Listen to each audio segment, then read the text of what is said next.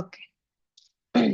അപ്പൊ കഴിഞ്ഞ ക്ലാസ്സിൽ നമ്മള് കിങ്ഡം മൊണീറ സ്റ്റാർട്ട് ചെയ്തു അല്ലെ? Kingdom Monera. കിങ്ഡം മൊണീറയില് നിങ്ങൾക്ക് എല്ലാവർക്കും സ്ക്രീൻ കാണാനുണ്ടോ? കാണാനുണ്ട്. Okay, very good. അപ്പൊ RH വിറ്റാക്കർ എന്നുള്ള ഒരു സയന്റിസ്റ്റ് ഉണ്ടായിരുന്നു. 1969 ഈ ലോകത്തിലുള്ള എല്ലാ ഓർഗാനിസത്തിനെയും 5 കിങ്ഡം ആയിട്ട് ക്ലാസിഫൈ ചെയ്തു. ഓക്കെ, അതിൽ ആദ്യത്തെ കിങ്ഡത്തിനെ പറ്റിയിട്ടാണ് നമ്മൾ ഡിസ്കസ് ചെയ്തത്. നിങ്ങൾക്ക് കുറച്ച് കാര്യങ്ങളൊക്കെ ഓർമ്മ ഉണ്ടാവുമെന്ന് വിചാരിക്കുന്നു. ജസ്റ്റ് ഞാനൊരു 2 minutes റിവൈസ് ചെയ്ത് തരാം. ഓക്കെ, അപ്പോ കിങ്ഡം മൊണീറയില് ബാക്ടീരിയകളും സയാനോ ബാക്ടീരിയകളുമാണ് കൂടുതലുള്ളത്. ഓക്കെ, ഈ സയാനോ ബാക്ടീരിയകളെ നമ്മൾ ബ്ലൂ ഗ്രീൻ ആൽഗി എന്നും വിളിക്കും. ഓക്കെ, അങ്ങനെയാണെങ്കിൽ നമ്മുടെ ഈ ബ്ലൂ ഗ്രീൻ ആൽഗകളും ബാക്ടീരിയകളും പ്രോകാരിയോട്ടിക് ഓർഗാനിസംസ് ആണ്. പ്രോകാരിയോട്ടിക് എന്ന് വെച്ച് കഴിഞ്ഞാൽ അവർക്ക് ഒരു ട്രൂ ന്യൂക്ലിയസ് ഇല്ല, മാത്രല്ല ന്യൂക്ലിയർ മെംബ്രെയിനും ഇല്ല. ഓക്കെ, അപ്പൊ നമ്മളൊക്കെ യൂക്കാരിയോട്സുകളാ, പക്ഷെ മൊണീറകൾ എന്താണ്? പ്രോകാരിയോട്ടുകളാണ്. അപ്പോ പ്രോകാരിയോട്ടുകളായിട്ടുള്ള ഒരേ ഒരു കിങ്ഡം മാത്രമേ ഉള്ളൂ, അത് കിങ്ഡം മൊണീറയാണ്. ഓക്കെ, പിന്നെ നമ്മൾ പഠിച്ചു ഈ ലോകത്തിലെ ആദ്യം ഇവോൾവ് ചെയ്ത സെൽസുകൾ ആരാന്ന് ചോദിച്ചു കഴിഞ്ഞാൽ അത് ബാക്ടീരിയകളാണ്. പിന്നെ എന്താ, അവർ യൂണിസെല്ലുലാർ ആണ്, ഒറ്റ കോശം കൊണ്ടാണ് ഉണ്ടാക്കിയിട്ടുള്ളത്. മാത്രല്ല ഏറ്റവും കൂടുതൽ ഈ ലോകത്ത് കാണപ്പെടുന്നത് മൊണീറകളാണ്. ഓക്കെ, പിന്നെ നമ്മൾ എന്താ പഠിച്ചത്? സെൽ വാളിനെ പറ്റി പഠിച്ചു. നമ്മുടെ കിങ്ഡം മൊണീറയിൽ പ്ലാസ്മ മെംബ്രെയിന്റെ ചുറ്റും ഒരു വലിയൊരു മെംബ്രെയിൻ ഉണ്ട്. ആ മെംബ്രെയിന്റെ പേര് സെൽ വാൾ എന്ന്. ആ സെൽ വാൾ ഉണ്ടാക്കിയിട്ടുള്ളത് പെപ്റ്റിഡോഗ്ലൈക്കൻ എന്നുള്ള ലെയർ കൊണ്ടാണ്. ഓക്കെ, പിന്നെ ഇവർക്ക് ക്രോമസോംസുകൾ ഉണ്ട്. ഇവരുടെ ക്രോമസോംസുകൾ ഉണ്ടാക്കിയിട്ടുള്ളത് ഒരൊറ്റ സർക്കുലർ ക്രോമസോം ആണ് കേട്ടോ, ഒറ്റ സർക്കുലർ ക്രോമസോംസ് ആണ്. പിന്നെ ഇവർക്ക് റൈബോസോംസുകൾ ഉണ്ട്. മാത്രല്ല യൂക്കാരിയോട്സിൽ കാണപ്പെടുന്ന സെൽ ഓർഗനൽസ് ഒന്നും പ്രോകാരിയോട്സുകളിൽ ഇല്ല. നോ മെംബ്രെയിൻ ബൗണ്ട് ഓർഗനൽസ്, വലിയ വലിയ ഓർഗനൽസുകളൊന്നും കിങ്ഡം മൊണീറക്കില്ല. പിന്നെന്താ, ഇവരുടെ സെൽ വാള് ഇവർക്ക് പ്രൊട്ടക്ഷൻ തരും, മാത്രല്ല സെല്ലിന് ഷേപ്പ് തരും. ഓക്കെ, സെൽ വാള് മെയിൻ ആയിട്ട് ഉണ്ടാക്കിയിട്ടുള്ളത് പെപ്റ്റിഡോഗ്ലൈക്കൻ കൊണ്ടാ. പെപ്റ്റിഡോഗ്ലൈക്കൻ മാത്രമല്ല, ലിപ്പിഡ്സ്, പോളിസാക്രൈഡ്സ്, പിന്നെ കുറച്ച് പ്രോട്ടീൻസുകൾ. അങ്ങനെയാണെങ്കിൽ ഇവരുടെ ചുറ്റും നിങ്ങൾക്ക് കുറച്ച് short and thin thread like tubular structures കാണാം അല്ലെ? അതിനെയാണ് പിലി എന്ന് പറയുന്നത്. ഈ സെൽ വാളിന്റെ പുറത്ത് പ്രൊജക്ട് ചെയ്ത് നിൽക്കുന്ന ഈ സ്ട്രക്ചേഴ്സിന് വിളിക്കുന്ന പേരാണ് പിലി. ഓക്കെ, പിന്നെ ഇവർക്ക് ഫ്ലജെല്ല ഉണ്ട്. ഈ ഫ്ലജെല്ല ചിലർക്ക് ഒരു ഫ്ലജെല്ലയാകും, ചിലർക്ക് ഒന്നിൽ കൂടുതൽ ഫ്ലജെല്ലയാകും. ഈ ഫ്ലജെല്ല ഭയങ്കര ലോങ്ങറാണ്, പിന്നെ തിക്കറുമാണ്. പിലിനെക്കാട്ടും ലോങ്ങറും തിക്കറുമാണ്. ഫ്ലജെല്ല എന്താ ചെയ്യാന്ന് വെച്ച് കഴിഞ്ഞാൽ ഫ്ലജെല്ല ബാക്ടീരിയനെ മൂവ് ചെയ്യാൻ ഹെൽപ്പ് ചെയ്യും. അപ്പൊ ആ ഒരു പോയിന്റും കൂടി എഴുതാം. Helps in movement of the bacteria. Helps in movement of the bacteria. ബാക്ടീരിയക്ക് മൂവ് ചെയ്യാൻ ഹെൽപ്പ് ചെയ്യണത് ആരാന്ന് ചോദിച്ചു കഴിഞ്ഞാൽ അവരുടെ ഫ്ലജെല്ല. ഓക്കെ, ഇനി അടുത്തത് പ്ലാസ്മ മെംബ്രെയിൻ. പ്ലാസ്മ മെംബ്രെയിൻ മീൻസ് നേരത്തെ പറഞ്ഞു, നമ്മുടെ സെൽ മെംബ്രെയിൻ തന്നെയാണ് പ്ലാസ്മ മെംബ്രെയിൻ. ഓക്കെ, സൈറ്റോപ്ലാസത്തിനെ എൻക്ലോസ് ചെയ്യുന്ന ഭിത്തിക്ക് പറയുന്ന പേരാണ് പ്ലാസ്മ മെംബ്രെയിൻ. ഈ പ്ലാസ്മ മെംബ്രെയിൻ ഉണ്ടാക്കിയിട്ടുള്ളത് ലിപ്പിഡ്സുകൾ കൊണ്ടും പ്രോട്ടീൻസുകൾ കൊണ്ടാണ്. പിന്നെ നമ്മുടെ മൊണീറക്ക് എന്തില്ല? ന്യൂക്ലിയസ് ഇല്ല. പകരം ഇവർക്ക് ന്യൂക്ലിയോയിഡ് എന്നുള്ള ഒരു സ്ട്രക്ചറാണ് ന്യൂക്ലിയോയിഡ്. ഓക്കെ, ന്യൂക്ലിയസിന് പകരം ന്യൂക്ലിയോയിഡ് എന്നുള്ള ഒരു ഭാഗമാണ് അവർക്കുള്ളത്. ആ ന്യൂക്ലിയോയിഡിൽ നമുക്ക് കുറച്ച് ക്രോമസോംസുകളെ കാണാം, പിന്നെ കുറച്ച് പ്ലാസ്മിഡുകളെയും കാണാം. ഓക്കെ, അപ്പോ പിന്നെ ഈ ക്രോമസോംസിന്റെ പ്രത്യേകത എന്താന്ന് വെച്ച് കഴിഞ്ഞാൽ ഒറ്റ ക്രോമസോമേ ഉള്ളൂ നമ്മുടെ ബാക്ടീരിയക്ക്. Single circular double helical DNA മോളിക്യൂളാണ്. അവരുടെ ശരീരത്തിലെ കംപ്ലീറ്റ് കാര്യങ്ങളും കൺട്രോൾ ചെയ്യുന്നത് അവരുടെ ക്രോമസോംസ് ആണ്. ഓക്കെ, പിന്നെ ഇന്നലെ നമ്മൾ സ്റ്റോപ്പ് ചെയ്തത് പ്ലാസ്മിഡിലാണ് അല്ലെ? പ്ലാസ്മിഡ് ഇതുവരെ പറഞ്ഞത് എല്ലാവർക്കും മനസ്സിലായോ? സുമയ്ക്കും സെനക്കും മനസ്സിലായോ? സംശയം ഉണ്ടോ? ഇല്ല. ഓക്കെ, അപ്പൊ ഇനി മക്കള് ശ്രദ്ധിക്കുക. നമ്മുടെ ബാക്ടീരിയകളില് നോർമലി ക്രോമസോംസുകൾക്ക് പുറമെ എക്സ്ട്രാ ഒരാളുണ്ട്. ഇയാളെ വിളിക്കുന്ന പേരാണ് പ്ലാസ്മിഡ്. പ്ലാസ്മിഡ് പ്ലാസ്മിഡ് എന്താന്ന് വെച്ച് കഴിഞ്ഞാല് ഈ നോർമൽ ക്രോമസോംസുകൾക്ക് പുറമെ അഡീഷണൽ ആയിട്ടുള്ള ഒരു എക്സ്ട്രാ ക്രോമസോംസ് ഉണ്ട്. അതിനെ വിളിക്കുന്ന പേരാണ് പ്ലാസ്മിഡ്. അവർക്ക് ഒറ്റക്ക് ഡിവൈഡ് ചെയ്യാനുള്ള കപ്പാസിറ്റി ഉണ്ട്. ഇപ്പൊ സപ്പോസ് ഈ പ്ലാസ്മിഡ് ഈ ബാക്ടീരിയയുടെ പുറത്തേക്ക് ചാടി എന്ന് വിചാരിച്ചോ. ഈ പ്ലാസ്മിഡ് ബാക്ടീരിയയുടെ പുറത്തോട്ട് വന്നു. അങ്ങനെയാണെങ്കിൽ പുറത്തിരിക്കുന്ന പ്ലാസ്മിഡിന് ഒറ്റക്ക് ഡിവൈഡ് ചെയ്യാനുള്ള കപ്പാസിറ്റി ഉണ്ട്. ഒരാളുടെ ഹെൽപ്പ് വേണ്ട. ഇപ്പൊ പ്ലാസ്മിഡ് 1, 2 ആവണം എന്നുണ്ടെങ്കിൽ, 2, 3 ആവണം എന്നുണ്ടെങ്കിൽ, മൾട്ടിപ്ലൈ ചെയ്യണം എന്നുണ്ടെങ്കിൽ നമ്മുടെ ബാക്ടീരിയയുടെ അകത്ത് തന്നെ ഇരിക്കണം എന്നൊന്നുമില്ല. പുറത്ത് ചാടിക്കഴിഞ്ഞാലും അവർക്ക് ഒറ്റക്ക് ഡിവൈഡ് ചെയ്യാനുള്ള കഴിവുണ്ട്. ഓക്കെ, അത് കാരണം കൊണ്ട് നമുക്ക് പറയാം ഈ പ്ലാസ്മിഡിന് റെപ്ലിക്കേറ്റ് എന്ന് പറഞ്ഞു കഴിഞ്ഞാൽ ഒന്നിൽ നിന്ന് വേറൊരു സാധനം ഉണ്ടാവുക, റെപ്ലിക്ക ഉണ്ടാവുക, അതിന്റെ കോപ്പി ഉണ്ടാവുക. ബാക്ടീരിയയുടെ അകത്ത് തന്നെ ഇരിക്കണം എന്നില്ല, ഒറ്റക്ക് ഡിവൈഡ് ചെയ്യാനുള്ള കഴിവുണ്ട്. ഈ ക്രോമസോംസിന്റെ സഹായം കൂടാണ്ട് തന്നെ, ബാക്ടീരിയയുടെ സഹായം കൂടാണ്ട് തന്നെ ഒറ്റക്ക് റെപ്ലിക്കേറ്റ് ചെയ്യാനുള്ള, ഒറ്റക്ക് ഡിവൈഡ് ചെയ്യാനുള്ള കഴിവ് നമ്മുടെ പ്ലാസ്മിഡുകൾക്കുണ്ട്. ആ പ്ലാസ്മിഡുകൾ നമ്മുടെ ബാക്ടീരിയകളിൽ കാണപ്പെടും. നമ്മുടെ ബോഡിയിലൊന്നും പ്ലാസ്മിഡ് ഇല്ല കേട്ടോ. യൂക്കാരിയോട്സുകളിലൊന്നും പ്ലാസ്മിഡ് ഇല്ല. പ്ലാസ്മിഡ് എന്ന് വെച്ച് കഴിഞ്ഞാൽ നമ്മുടെ കുറെ ക്യാരക്ടേഴ്സ് ഒക്കെ കൺട്രോൾ ചെയ്യുന്ന ഒരാൾ തന്നെ. നമ്മുടെ ബാക്ടീരിയകളുടെ ക്യാരക്ടേഴ്സ് ഒക്കെ കൺട്രോൾ ചെയ്യുന്ന ഒരു ടൈപ്പ് ഓഫ് DNA ആണ് നമ്മുടെ പ്ലാസ്മിഡ്. ഓക്കെ, ഇനി പ്ലാസ്മിഡില് കുറച്ച് ജീൻസുകൾ ഉണ്ട്. ജീൻസ് മിസ് ഇന്നലെ പറഞ്ഞു അല്ലെ. ജീൻസ് എന്ന് പറഞ്ഞു കഴിഞ്ഞാൽ നമ്മുടെ DNA കഷ്ണങ്ങളെയാണ് ജീൻസ് എന്ന് പറയുന്നത്. ഇപ്പൊ ഇത് ക്രോമസോംസ് അല്ലേ. ഈ ക്രോമസോമുകൾ ഉണ്ടാക്കിയിട്ടുള്ളത് DNA കൊണ്ടാണ്. ഈ DNA ഭാഗങ്ങളാണ് ജീൻസ്. ഇപ്പൊ നമ്മുടെ ശരീരത്തിൽ ഇഷ്ടം പോലെ ക്യാരക്ടേഴ്സുകൾ ഉണ്ട്. ആ ക്യാരക്ടേഴ്സിനൊക്കെ കൺട്രോൾ ചെയ്യുന്നത് ജീൻസുകളാണ്. ഓക്കെ, ആ ജീൻസുകളൊക്കെ പ്ലാസ്മിഡിലുണ്ട്. ഇപ്പൊ പ്ലാസ്മിഡിലും DNA ഉണ്ട്, ക്രോമസോംസിലും DNA ഉണ്ട്. ഓക്കെ, കുറച്ച് എക്സ്ട്രാ ജീനുകളും DNA നമ്മുടെ പ്ലാസ്മിഡുകൾക്ക് ഉണ്ട്. നമ്മുടെ ബാക്ടീരിയക്ക് കുറച്ച് അഡ്വാൻറ്റേജ് ഒക്കെ കൊടുക്കുന്ന ഒരാളാണ് നമ്മുടെ പ്ലാസ്മിഡ്. ഓക്കെ, ഒരു സ്പെഷ്യൽ ക്യാരക്ടേഴ്സ് ഒക്കെ കൊടുക്കുന്ന ഒരാളാണ് പ്ലാസ്മിഡ്. നമ്മുടെ ബാക്ടീരിയകളുടെ ഒരു സ്പെഷ്യൽ ഫീച്ചർ ആണ് പ്ലാസ്മിഡ് എന്ന് പറയാം. ഓക്കെ, ഇനി പ്ലാസ്മിഡിനെ കുറിച്ച് പറയുകയാണെങ്കിൽ ഇവർക്ക് മിസ് ഇന്നലെ പറഞ്ഞിരുന്നു, ഇവർക്ക് ആന്റിബയോട്ടിക് റെസിസ്റ്റൻസ് കൊടുക്കുന്ന ഒരാളാണ് പ്ലാസ്മിഡ്.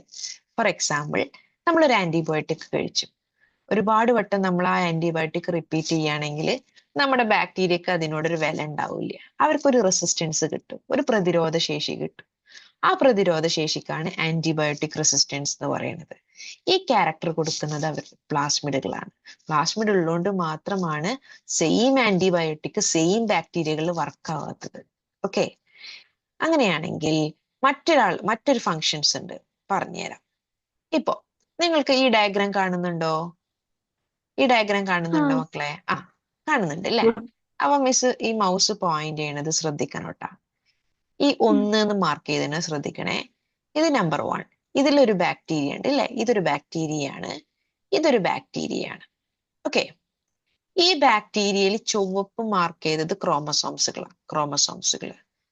അതിൽ 4 ബ്ലൂ കളറിൽ മാർക്ക് ചെയ്തത് അത് പ്ലാസ്മിഡ് ആണ്. ഓക്കെ, അങ്ങനെയാണെങ്കിൽ ഇപ്പുറത്തെ ബാക്ടീരിയ നോക്കിയേ. ഇപ്പുറത്തെ ബാക്ടീരിയക്ക് ക്രോമസോം ഉണ്ട്, പക്ഷെ പ്ലാസ്മിഡ് ഇല്ല. മനസ്സിലാവുന്നുണ്ടോ? മനസ്സിലാവുന്നുണ്ട്. ഓക്കെ, അങ്ങനെയാണെങ്കിൽ പ്ലാസ്മിഡിന് ഒരു കഴിവുണ്ട്.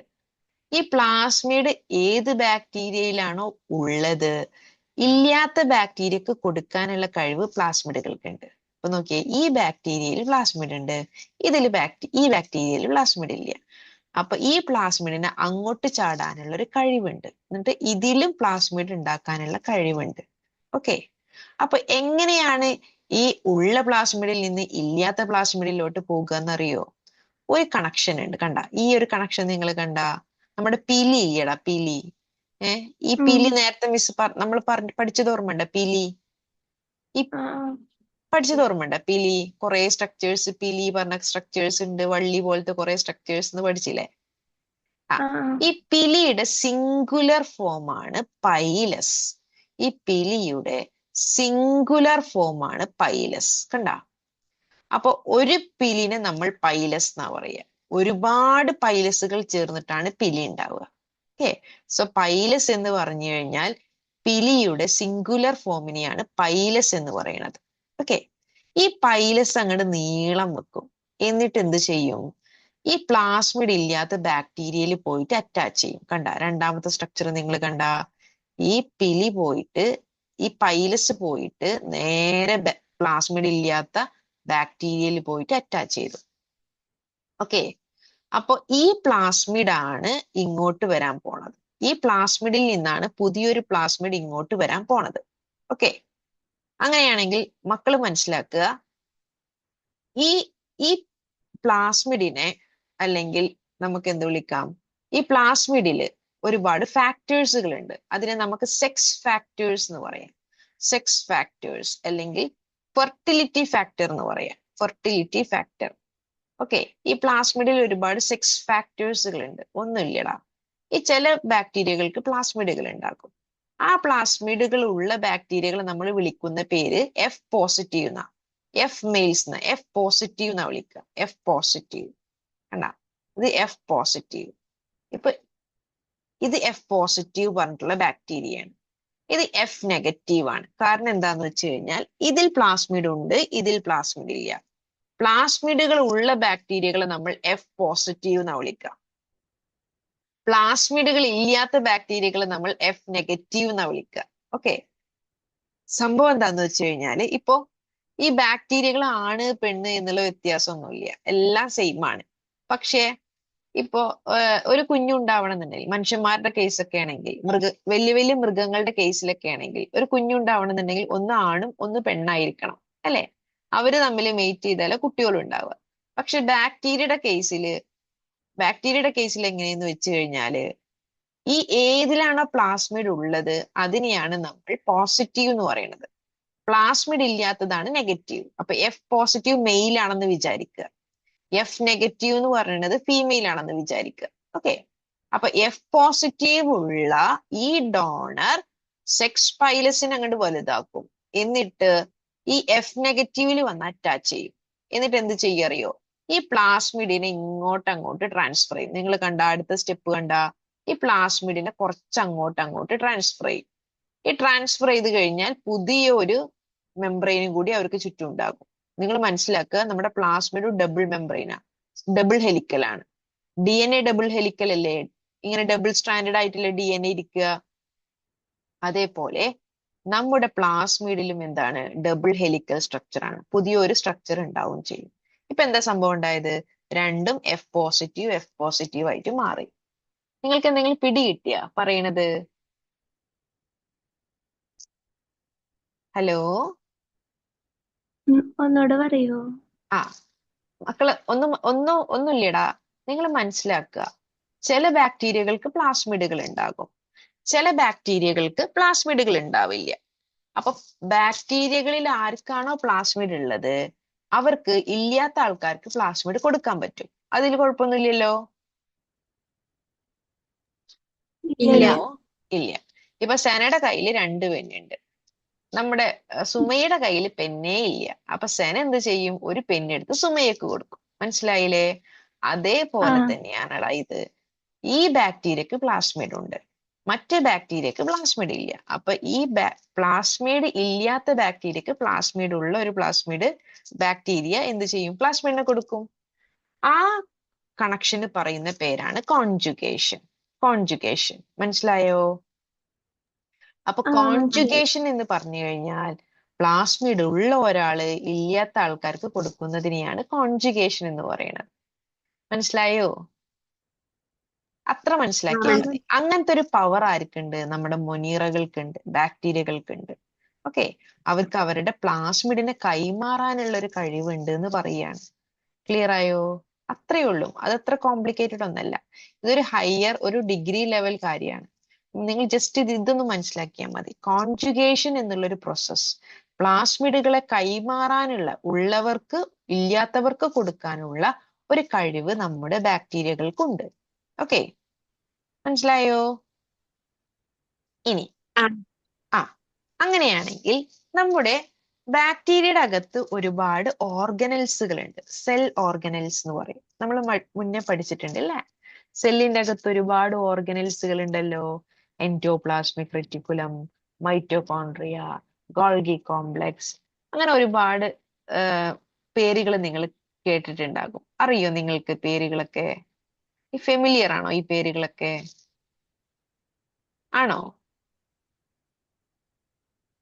കേട്ടിട്ടുണ്ടോ? എൻഡോപ്ലാസ്മിക് റെറ്റിക്കുലം എന്നൊക്കെ കേട്ടിട്ടുണ്ടോ? ആ കേട്ടിട്ടുണ്ട്. കേട്ടിട്ടുണ്ട്. കേട്ടിട്ടുണ്ട്. Very good. ഓക്കെ. അപ്പൊ നിങ്ങൾ മനസ്സിലാക്കുക, ഞാൻ ഈ പറഞ്ഞ സാധനങ്ങളൊന്നും ആർക്കില്ല? നമ്മുടെ ബാക്ടീരിയകൾക്കില്ല. ഓക്കെ. ഒരു മെംബ്രെയിൻ ബോണ്ട് ഓർഗനൽസും ആർക്കില്ല? നമ്മുടെ ബാക്ടീരിയകൾക്കില്ല. കാരണം അവര് വളരെ ചെറിയ ആൾക്കാരാണ് അല്ലേ? അവരുടെ അകത്ത് അതിന്റെ ആവശ്യമൊന്നുമില്ല. ഒരുപാട് ഫങ്ഷൻസ് ഒന്നും നമ്മുടെ ബാക്ടീരിയകൾ ചെയ്യുന്നില്ല. അതുകൊണ്ട് തന്നെ ഇതിനൊന്നും ആവശ്യം അവർക്കില്ല, നമ്മുടെ ബാക്ടീരിയക്കില്ല. നമ്മുടെ ബാക്ടീരിയക്ക് കുറെ ഫിംബ്രി ഉണ്ട്, പൈലസ് ഉണ്ട്, ഫ്ലജെല്ല ഉണ്ട്, DNA, plasma membrane, cell wall, ribosomes, cytoplasm, nucleoid ഒക്കെ ഉണ്ട്. പക്ഷെ നേരത്തെ മിസ്സി പറഞ്ഞ എൻഡോപ്ലാസ്മിക് റെറ്റിക്കുലോ, മൈറ്റോകോൺട്രിയോ, ക്ലോറോപ്ലാസ്റ്റോ, ഗോൾഗി കോംപ്ലക്സ് ഒന്നും ആർക്കില്ല, ബാക്ടീരിയകൾക്കില്ല. ഓക്കെ. ഇനി അങ്ങനെയാണെങ്കിൽ മിസ് പറഞ്ഞു നേരത്തെ റൈബോസോംസുകൾ ഉണ്ട്. ഇവിടെ നിങ്ങൾ കണ്ട ഈ നീല കളർ ഡോട്ട് ഡോട്ട് ഡോട്ട് കാണുന്നത് കണ്ടില്ലേ? ഇതൊക്കെയാണ് റൈബോസോംസ്. നിങ്ങൾ മനസ്സിലാക്കുക, ബാക്ടീരിയകളിലും റൈബോസോംസുകൾ ഉണ്ട്. മീൻസ് പ്രോകാരിയോട്ടുകളിലും റൈബോസോംസ് ഉണ്ട്, യൂകാരിയോട്ടുകളിലും റൈബോസോംസ് ഉണ്ട്. പ്രോകാരിയോട്ടുകളിലും റൈബോസോംസ് ഉണ്ട്, യൂകാരിയോട്ടുകളിലും റൈബോസോംസ് ഉണ്ട്. പക്ഷെ ഈ രണ്ട് റൈബോസോംസും സെയിം അല്ല. ഓക്കെ. ഈ പ്രോകാരിയോട്ടുകളിലുള്ള റൈബോസോംസിനെ നമ്മൾ 70s റൈബോസോംസ് എന്നാ പറയാ. 70 എന്നാ പറയാ. 70s. അത് അതിന്റെ ഒരു യൂണിറ്റ് ആണ്. റൈബോസോംസിന്റെ ഒരു യൂണിറ്റിനെ പറയുന്ന പേരാണ് 70s. സ്വെഡ്ബർഗ് യൂണിറ്റ് എന്നൊക്കെ പറയും. അത് നിങ്ങൾ വല്ലാണ്ട് ഡീപ്പായിട്ട് പോവണ്ട. നിങ്ങൾ ജസ്റ്റ് മനസ്സിലാക്കിയാൽ മതി. പ്രോകാരിയോട്ടുകളുടെ റൈബോസോംസും യൂകാരിയോട്ടുകളുടെ റൈബോസോംസും വ്യത്യാസമാണ്. പ്രോകാരിയോട്ടുകളിൽ റൈബോസോംസ് 70s ആണ്. 70s. ഓക്കെ. പക്ഷെ യൂകാരിയോട്ടുകളിൽ വേറൊരു ടൈപ്പാണ്. അത് നമുക്ക് യൂകാരിയോട്സ് പഠിക്കുമ്പോൾ പഠിക്കും. ഓക്കെ. ക്ലിയർ ആയോ? നിങ്ങൾക്ക് മനസ്സിലായോ? മനസ്സിലായി. ഓക്കെ. ഓക്കെ. ഇനി അങ്ങനെയാണെങ്കിൽ നമ്മൾ കഴിഞ്ഞ ക്ലാസ്സിൽ പഠിച്ചു, കുറച്ച് ക്വസ്റ്റ്യൻസ് ചെയ്തു അല്ലെ? നിങ്ങൾ പറ, കിങ്ഡം മൊണീറയിൽ ആരൊക്കെയുള്ളത്? Bacteria, blue green algae, cyanobacteria, all of the above. ഏതാണ് answer? All of the above. All of the above. Very good. ഇനി അങ്ങനെയാണെങ്കിൽ അടുത്ത ചോദ്യം, who classified 5 kingdom classification? Aristotle, Theophrastus, Carl Linnaeus, R.H. Whittaker. ആരാണ്? R.H. Whittaker. Whittaker. Very good. Very good. Okay. ഇനി next question, what is a function of cell wall? Protects the cell, give shape to the cell, movement, both A and B. Both Both. and both A and B. Very good. Okay. Next question, എന്താണ് പ്ലാസ്മിഡിന്റെ function? ഒന്ന്, antibiotic resistance. രണ്ടാമത്, act as sex factor. Sex factor എന്ന് ഉദ്ദേശിക്കുന്നത് miss നേരത്തെ പറഞ്ഞില്ലേ, പ്ലാസ്മിഡുകൾക്ക് sex factor ആയിട്ട് നിലനിൽക്കാൻ പറ്റും. എങ്ങനെയെന്ന് വെച്ച് കഴിഞ്ഞാല് ഉള്ള ഒരു പ്ലാസ്മിഡ് ഇല്ലാത്ത ആൾക്ക് കൊടുക്കാൻ പറ്റും. അതിനെയാണ് ആ സെക്സ് ഫാക്ടർ കൊണ്ട് ഉദ്ദേശിക്കുന്നത് കേട്ടാ. ഇനി protection of the cell, both A and B. ഏതാ answer? antibiotic resistance. Both A and B. Very good. Very good. Okay. നിങ്ങൾക്ക് മനസ്സിലായി. ഇനി നമുക്ക് അടുത്ത ടോപ്പിക്കിലോട്ട്, അല്ല ഇതിന്റെ തന്നെ കണ്ടിന്യൂഷനോട്ട് പോകാം. ഓക്കെ ആണോ? Very good. ഈ ബാക്ടീരിയ ജീവനുള്ള സാധനങ്ങളാണ് അല്ലെ? ജീവനുള്ള ഓർഗാനിസംസ് ആണ്. അപ്പോ ജീവൻ നിലനിൽക്കണം എന്നുണ്ടെങ്കിൽ അവർക്ക് ഭക്ഷണം കഴിക്കണം. അവർ കഴിക്കുന്ന ഭക്ഷണം കഴിക്കുന്ന രീതികളെയാണ് ന്യൂട്രീഷൻ എന്ന് പറയുന്നത്. ഇപ്പൊ ന്യൂട്രീഷൻ എന്ന് പറഞ്ഞു കഴിഞ്ഞാൽ നിങ്ങൾക്ക് അറിയാം അല്ലെ? ന്യൂട്രീഷൻ എന്ന് പറഞ്ഞു കഴിഞ്ഞാൽ എന്താ? ആഹാരം കഴിക്കുന്നത്. എങ്ങനെയാണോ അവരെങ്ങനെയാണോ ഭക്ഷണം കഴിക്കുന്നത്, അതിനെയാണ് ന്യൂട്രീഷൻ എന്ന് പറയുന്നത്. പല ബാക്ടീരിയകളും പല പല രീതിയിലാണ് അവരുടെ ന്യൂട്രീഷൻ. അവർക്ക് ശരീരത്തിൽ ന്യൂട്രിയൻസ് കിട്ടുന്നത് പല രീതിയിൽ കൂടെയാണ്. ചില ബാക്ടീരിയകൾ ഉണ്ട് കേട്ടോ. ഇപ്പൊ ഈ ഫിഗറിൽ നിങ്ങൾക്കൊരു ബാക്ടീരിയനെ കാണാം, പച്ച കളർ ബാക്ടീരിയ അല്ലെ? ഇവർക്കൊരു പ്രത്യേകത ഉണ്ട്. ചില ബാക്ടീരിയകൾക്ക് സ്വന്തമായിട്ട് ഭക്ഷണം ഉണ്ടാക്കാൻ പറ്റും. പ്ലാന്റ്സുകളൊക്കെ ഭക്ഷണം ഉണ്ടാക്കുന്നത് എങ്ങനെയാ? പ്ലാന്റ്സുകൾ വല്ലവരോടത്തും പോയിട്ടല്ല ഭക്ഷണം ഉണ്ടാക്കുന്നത്. പ്ലാന്റ്സുകൾക്ക് സ്വന്തമായിട്ട് ഫുഡ് ഉണ്ടാക്കാനുള്ള ഒരു കഴിവുണ്ട്. ഫോട്ടോസിന്തസിസ് എന്നുള്ള പ്രോസസ് ഒക്കെ നിങ്ങൾ കേട്ടിട്ടുണ്ടോ? Good. ആ കേട്ടു. ആ ഈ പ്ലാന്റ്സുകൾ നമുക്ക് ഭക്ഷണം തരും അല്ലേ? കാരണം എന്താ? ഈ പ്ലാന്റ്സുകളുടെ ബോഡിയിൽ ഫോട്ടോസിന്തസിസ് എന്നുള്ള ഒരു പ്രോസസ്സ് നടക്കുന്നുണ്ട്. അതേ ഫോട്ടോസിന്തസിസ് ചെയ്യാൻ പറ്റുന്ന ബാക്ടീരിയകളുണ്ട്. അങ്ങനെ ഏത് ബാക്ടീരിയകൾക്കാണോ അവരുടെ ശരീരത്തിൽ തന്നെ ഭക്ഷണം ഉണ്ടാക്കാൻ പറ്റുന്നത്, മീൻസ് അവർക്ക് വേണ്ടിയത് അവരുടെ ശരീരത്തിൽ അവർ പ്രിപ്പയർ ചെയ്യുന്നുണ്ട്, അങ്ങനത്തെ ബാക്ടീരിയകളെ വിളിക്കുന്ന പേരാണ് ഓട്ടോട്രോഫ്സ്. ഓട്ടോ എന്നുള്ള വാക്കിന്റെ അർത്ഥം സെൽഫ് എന്നാണ്, സ്വന്തമായിട്ട് ശരീരത്തിൽ ഭക്ഷണം ഉണ്ടാക്കാൻ പാകപ്പെടുന്ന ബാക്ടീരിയകളെയാണ് ഓട്ടോട്രോഫ്സ് എന്ന് പറയുന്നത്. കണ്ട, they will synthesize their own organic food. Organic എന്ന് പറഞ്ഞു കഴിഞ്ഞാൽ എന്താ ഓർഗാനിക് എന്ന് പറഞ്ഞാല്? Organic. എന്താ ഓർഗാനിക് എന്ന് പറഞ്ഞാല്? അവർക്ക് സ്വന്തമായിട്ട് അവരുടെ ഫുഡ് ഉണ്ടാക്കാൻ പറ്റും അല്ലെ? ഓർഗാനിക് എന്ന് പറഞ്ഞു കഴിഞ്ഞാല് കാർബൺ കണ്ടന്റ് ഉള്ള ഫുഡിനെയാണ് ഓർഗാനിക് എന്ന് പറയുന്നത്. നിങ്ങൾ കെമിസ്ട്രിയിൽ ഓർഗാനിക് കെമിസ്ട്രി, ഇനോർഗാനിക് കെമിസ്ട്രി എന്നൊക്കെ പഠിച്ചിട്ടുണ്ട് അല്ലെ? എന്താ ഓർഗാനിക് എന്ന് പറഞ്ഞാൽ? കാർബൺ കണ്ടന്റ് ഉള്ള കോമ്പൗണ്ടുകളെയാണ് നമ്മൾ ഓർഗാനിക് എന്ന് പറയുന്നത്. കാർബൺ ഇല്ലാത്ത കോമ്പൗണ്ടുകളെ നമ്മൾ ഇനോർഗാനിക് എന്ന് പറയും. അപ്പൊ നമ്മുടെ കാർബോഹൈഡ്രേറ്റ്സ് ഒക്കെ അവർക്ക് സ്വന്തമായിട്ട് ബോഡിയിൽ സിന്തസൈസ് ചെയ്യാൻ പറ്റും. മനസ്സിലായോ? സംശയമുണ്ടോ?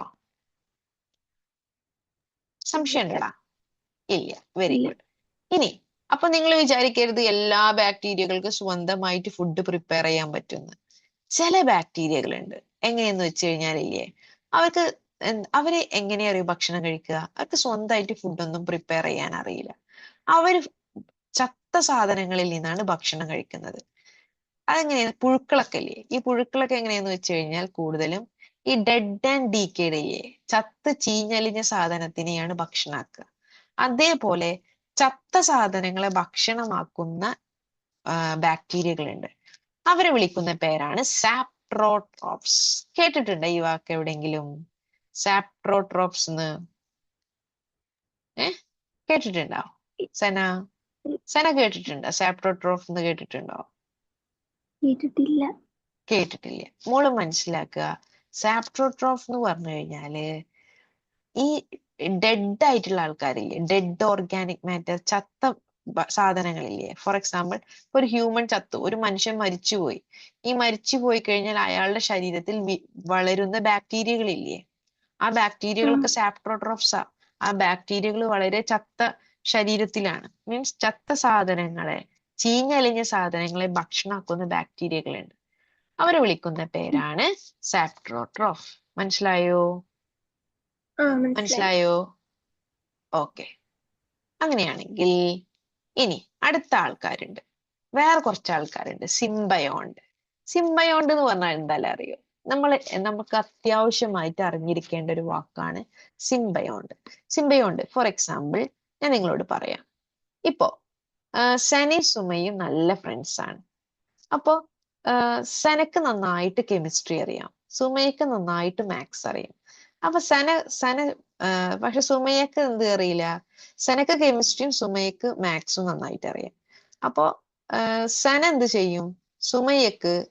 സുമയ്ക്ക് അറിയുന്ന സബ്ജക്റ്റ് പറഞ്ഞു കൊടുക്കും. ഓക്കെ അല്ല, സന എന്ത് ചെയ്യും? സനക്ക് അറിയാത്ത സബ്ജക്റ്റ് സുമയനോട് ചോദിക്കും. സുമ എന്ത് ചെയ്യും? സുമയ്ക്ക് അറിയാത്ത സബ്ജക്റ്റ് സനനോട് ചോദിക്കും. അല്ലേ? അപ്പൊ രണ്ടുപേർക്കും അങ്ങോട്ടും ഇങ്ങോട്ടും മ്യൂച്വൽ ആയിട്ട് ബെനിഫിറ്റ് ചെയ്യുന്ന രീതിയിലായിരിക്കും നിങ്ങൾ അത് ഷെയർ ചെയ്യുക. അല്ലെ? അങ്ങനെ രണ്ടുപേർക്കും അങ്ങോട്ടും ഇങ്ങോട്ടും മ്യൂച്വൽ ആയിട്ട് ബെനിഫിറ്റ് കിട്ടുന്ന ടൈപ്പ് ഓഫ് ന്യൂട്രീഷനെയാണ് സിംബയോൺസ് എന്ന് പറയുന്നത്. അപ്പൊ ചില ബാക്ടീരിയകളുണ്ട്, അവരെന്താ അറിയുക ചെയ്യുക? ചില ബാക്ടീരിയകളുണ്ട്, ആ ബാക്ടീരിയകള് ബാക്കിയുള്ള ജീവജാലങ്ങൾക്ക് ഭക്ഷണമായിട്ട് നിൽക്കും. മാത്രമല്ല ആ ബാക്കിയുള്ള ആളുകൾ ഇവർക്ക് എന്ത് ചെയ്യും? ഷെൽട്ടർ കൊടുക്കും. മീൻസ് ഒരാള് ഭക്ഷണമായിട്ട് ഹെൽപ്പ് ചെയ്യുകയും ചെയ്യും. തിരിച്ച് ആ ഹെൽപ്പ് ചെയ്യപ്പെടുന്ന ആൾ എന്താ ചെയ്യുന്നത്? തിരിച്ച് ഷെൽട്ടർ ആയിട്ട്, അല്ലെങ്കിൽ അവർക്ക് ബാക്ടീരിയകൾക്ക് വളരാൻ ഒരു സാഹചര്യം കൊടുക്കും. നിങ്ങൾ മനസ്സിലാക്കുക, ഈ സിംബയോണ്ട് എന്ന് പറഞ്ഞു കഴിഞ്ഞാൽ ഒരാള് മറ്റൊരാളെ ഹെൽപ്പ് ചെയ്യുക എന്നാണ് അർത്ഥം. ഓക്കെ, ഇപ്പോ ഈ ഒരു ബാക്ടീരിയ മറ്റൊരു ബാക്ടീരിയക്ക് ഫുഡായിട്ട് മാറും.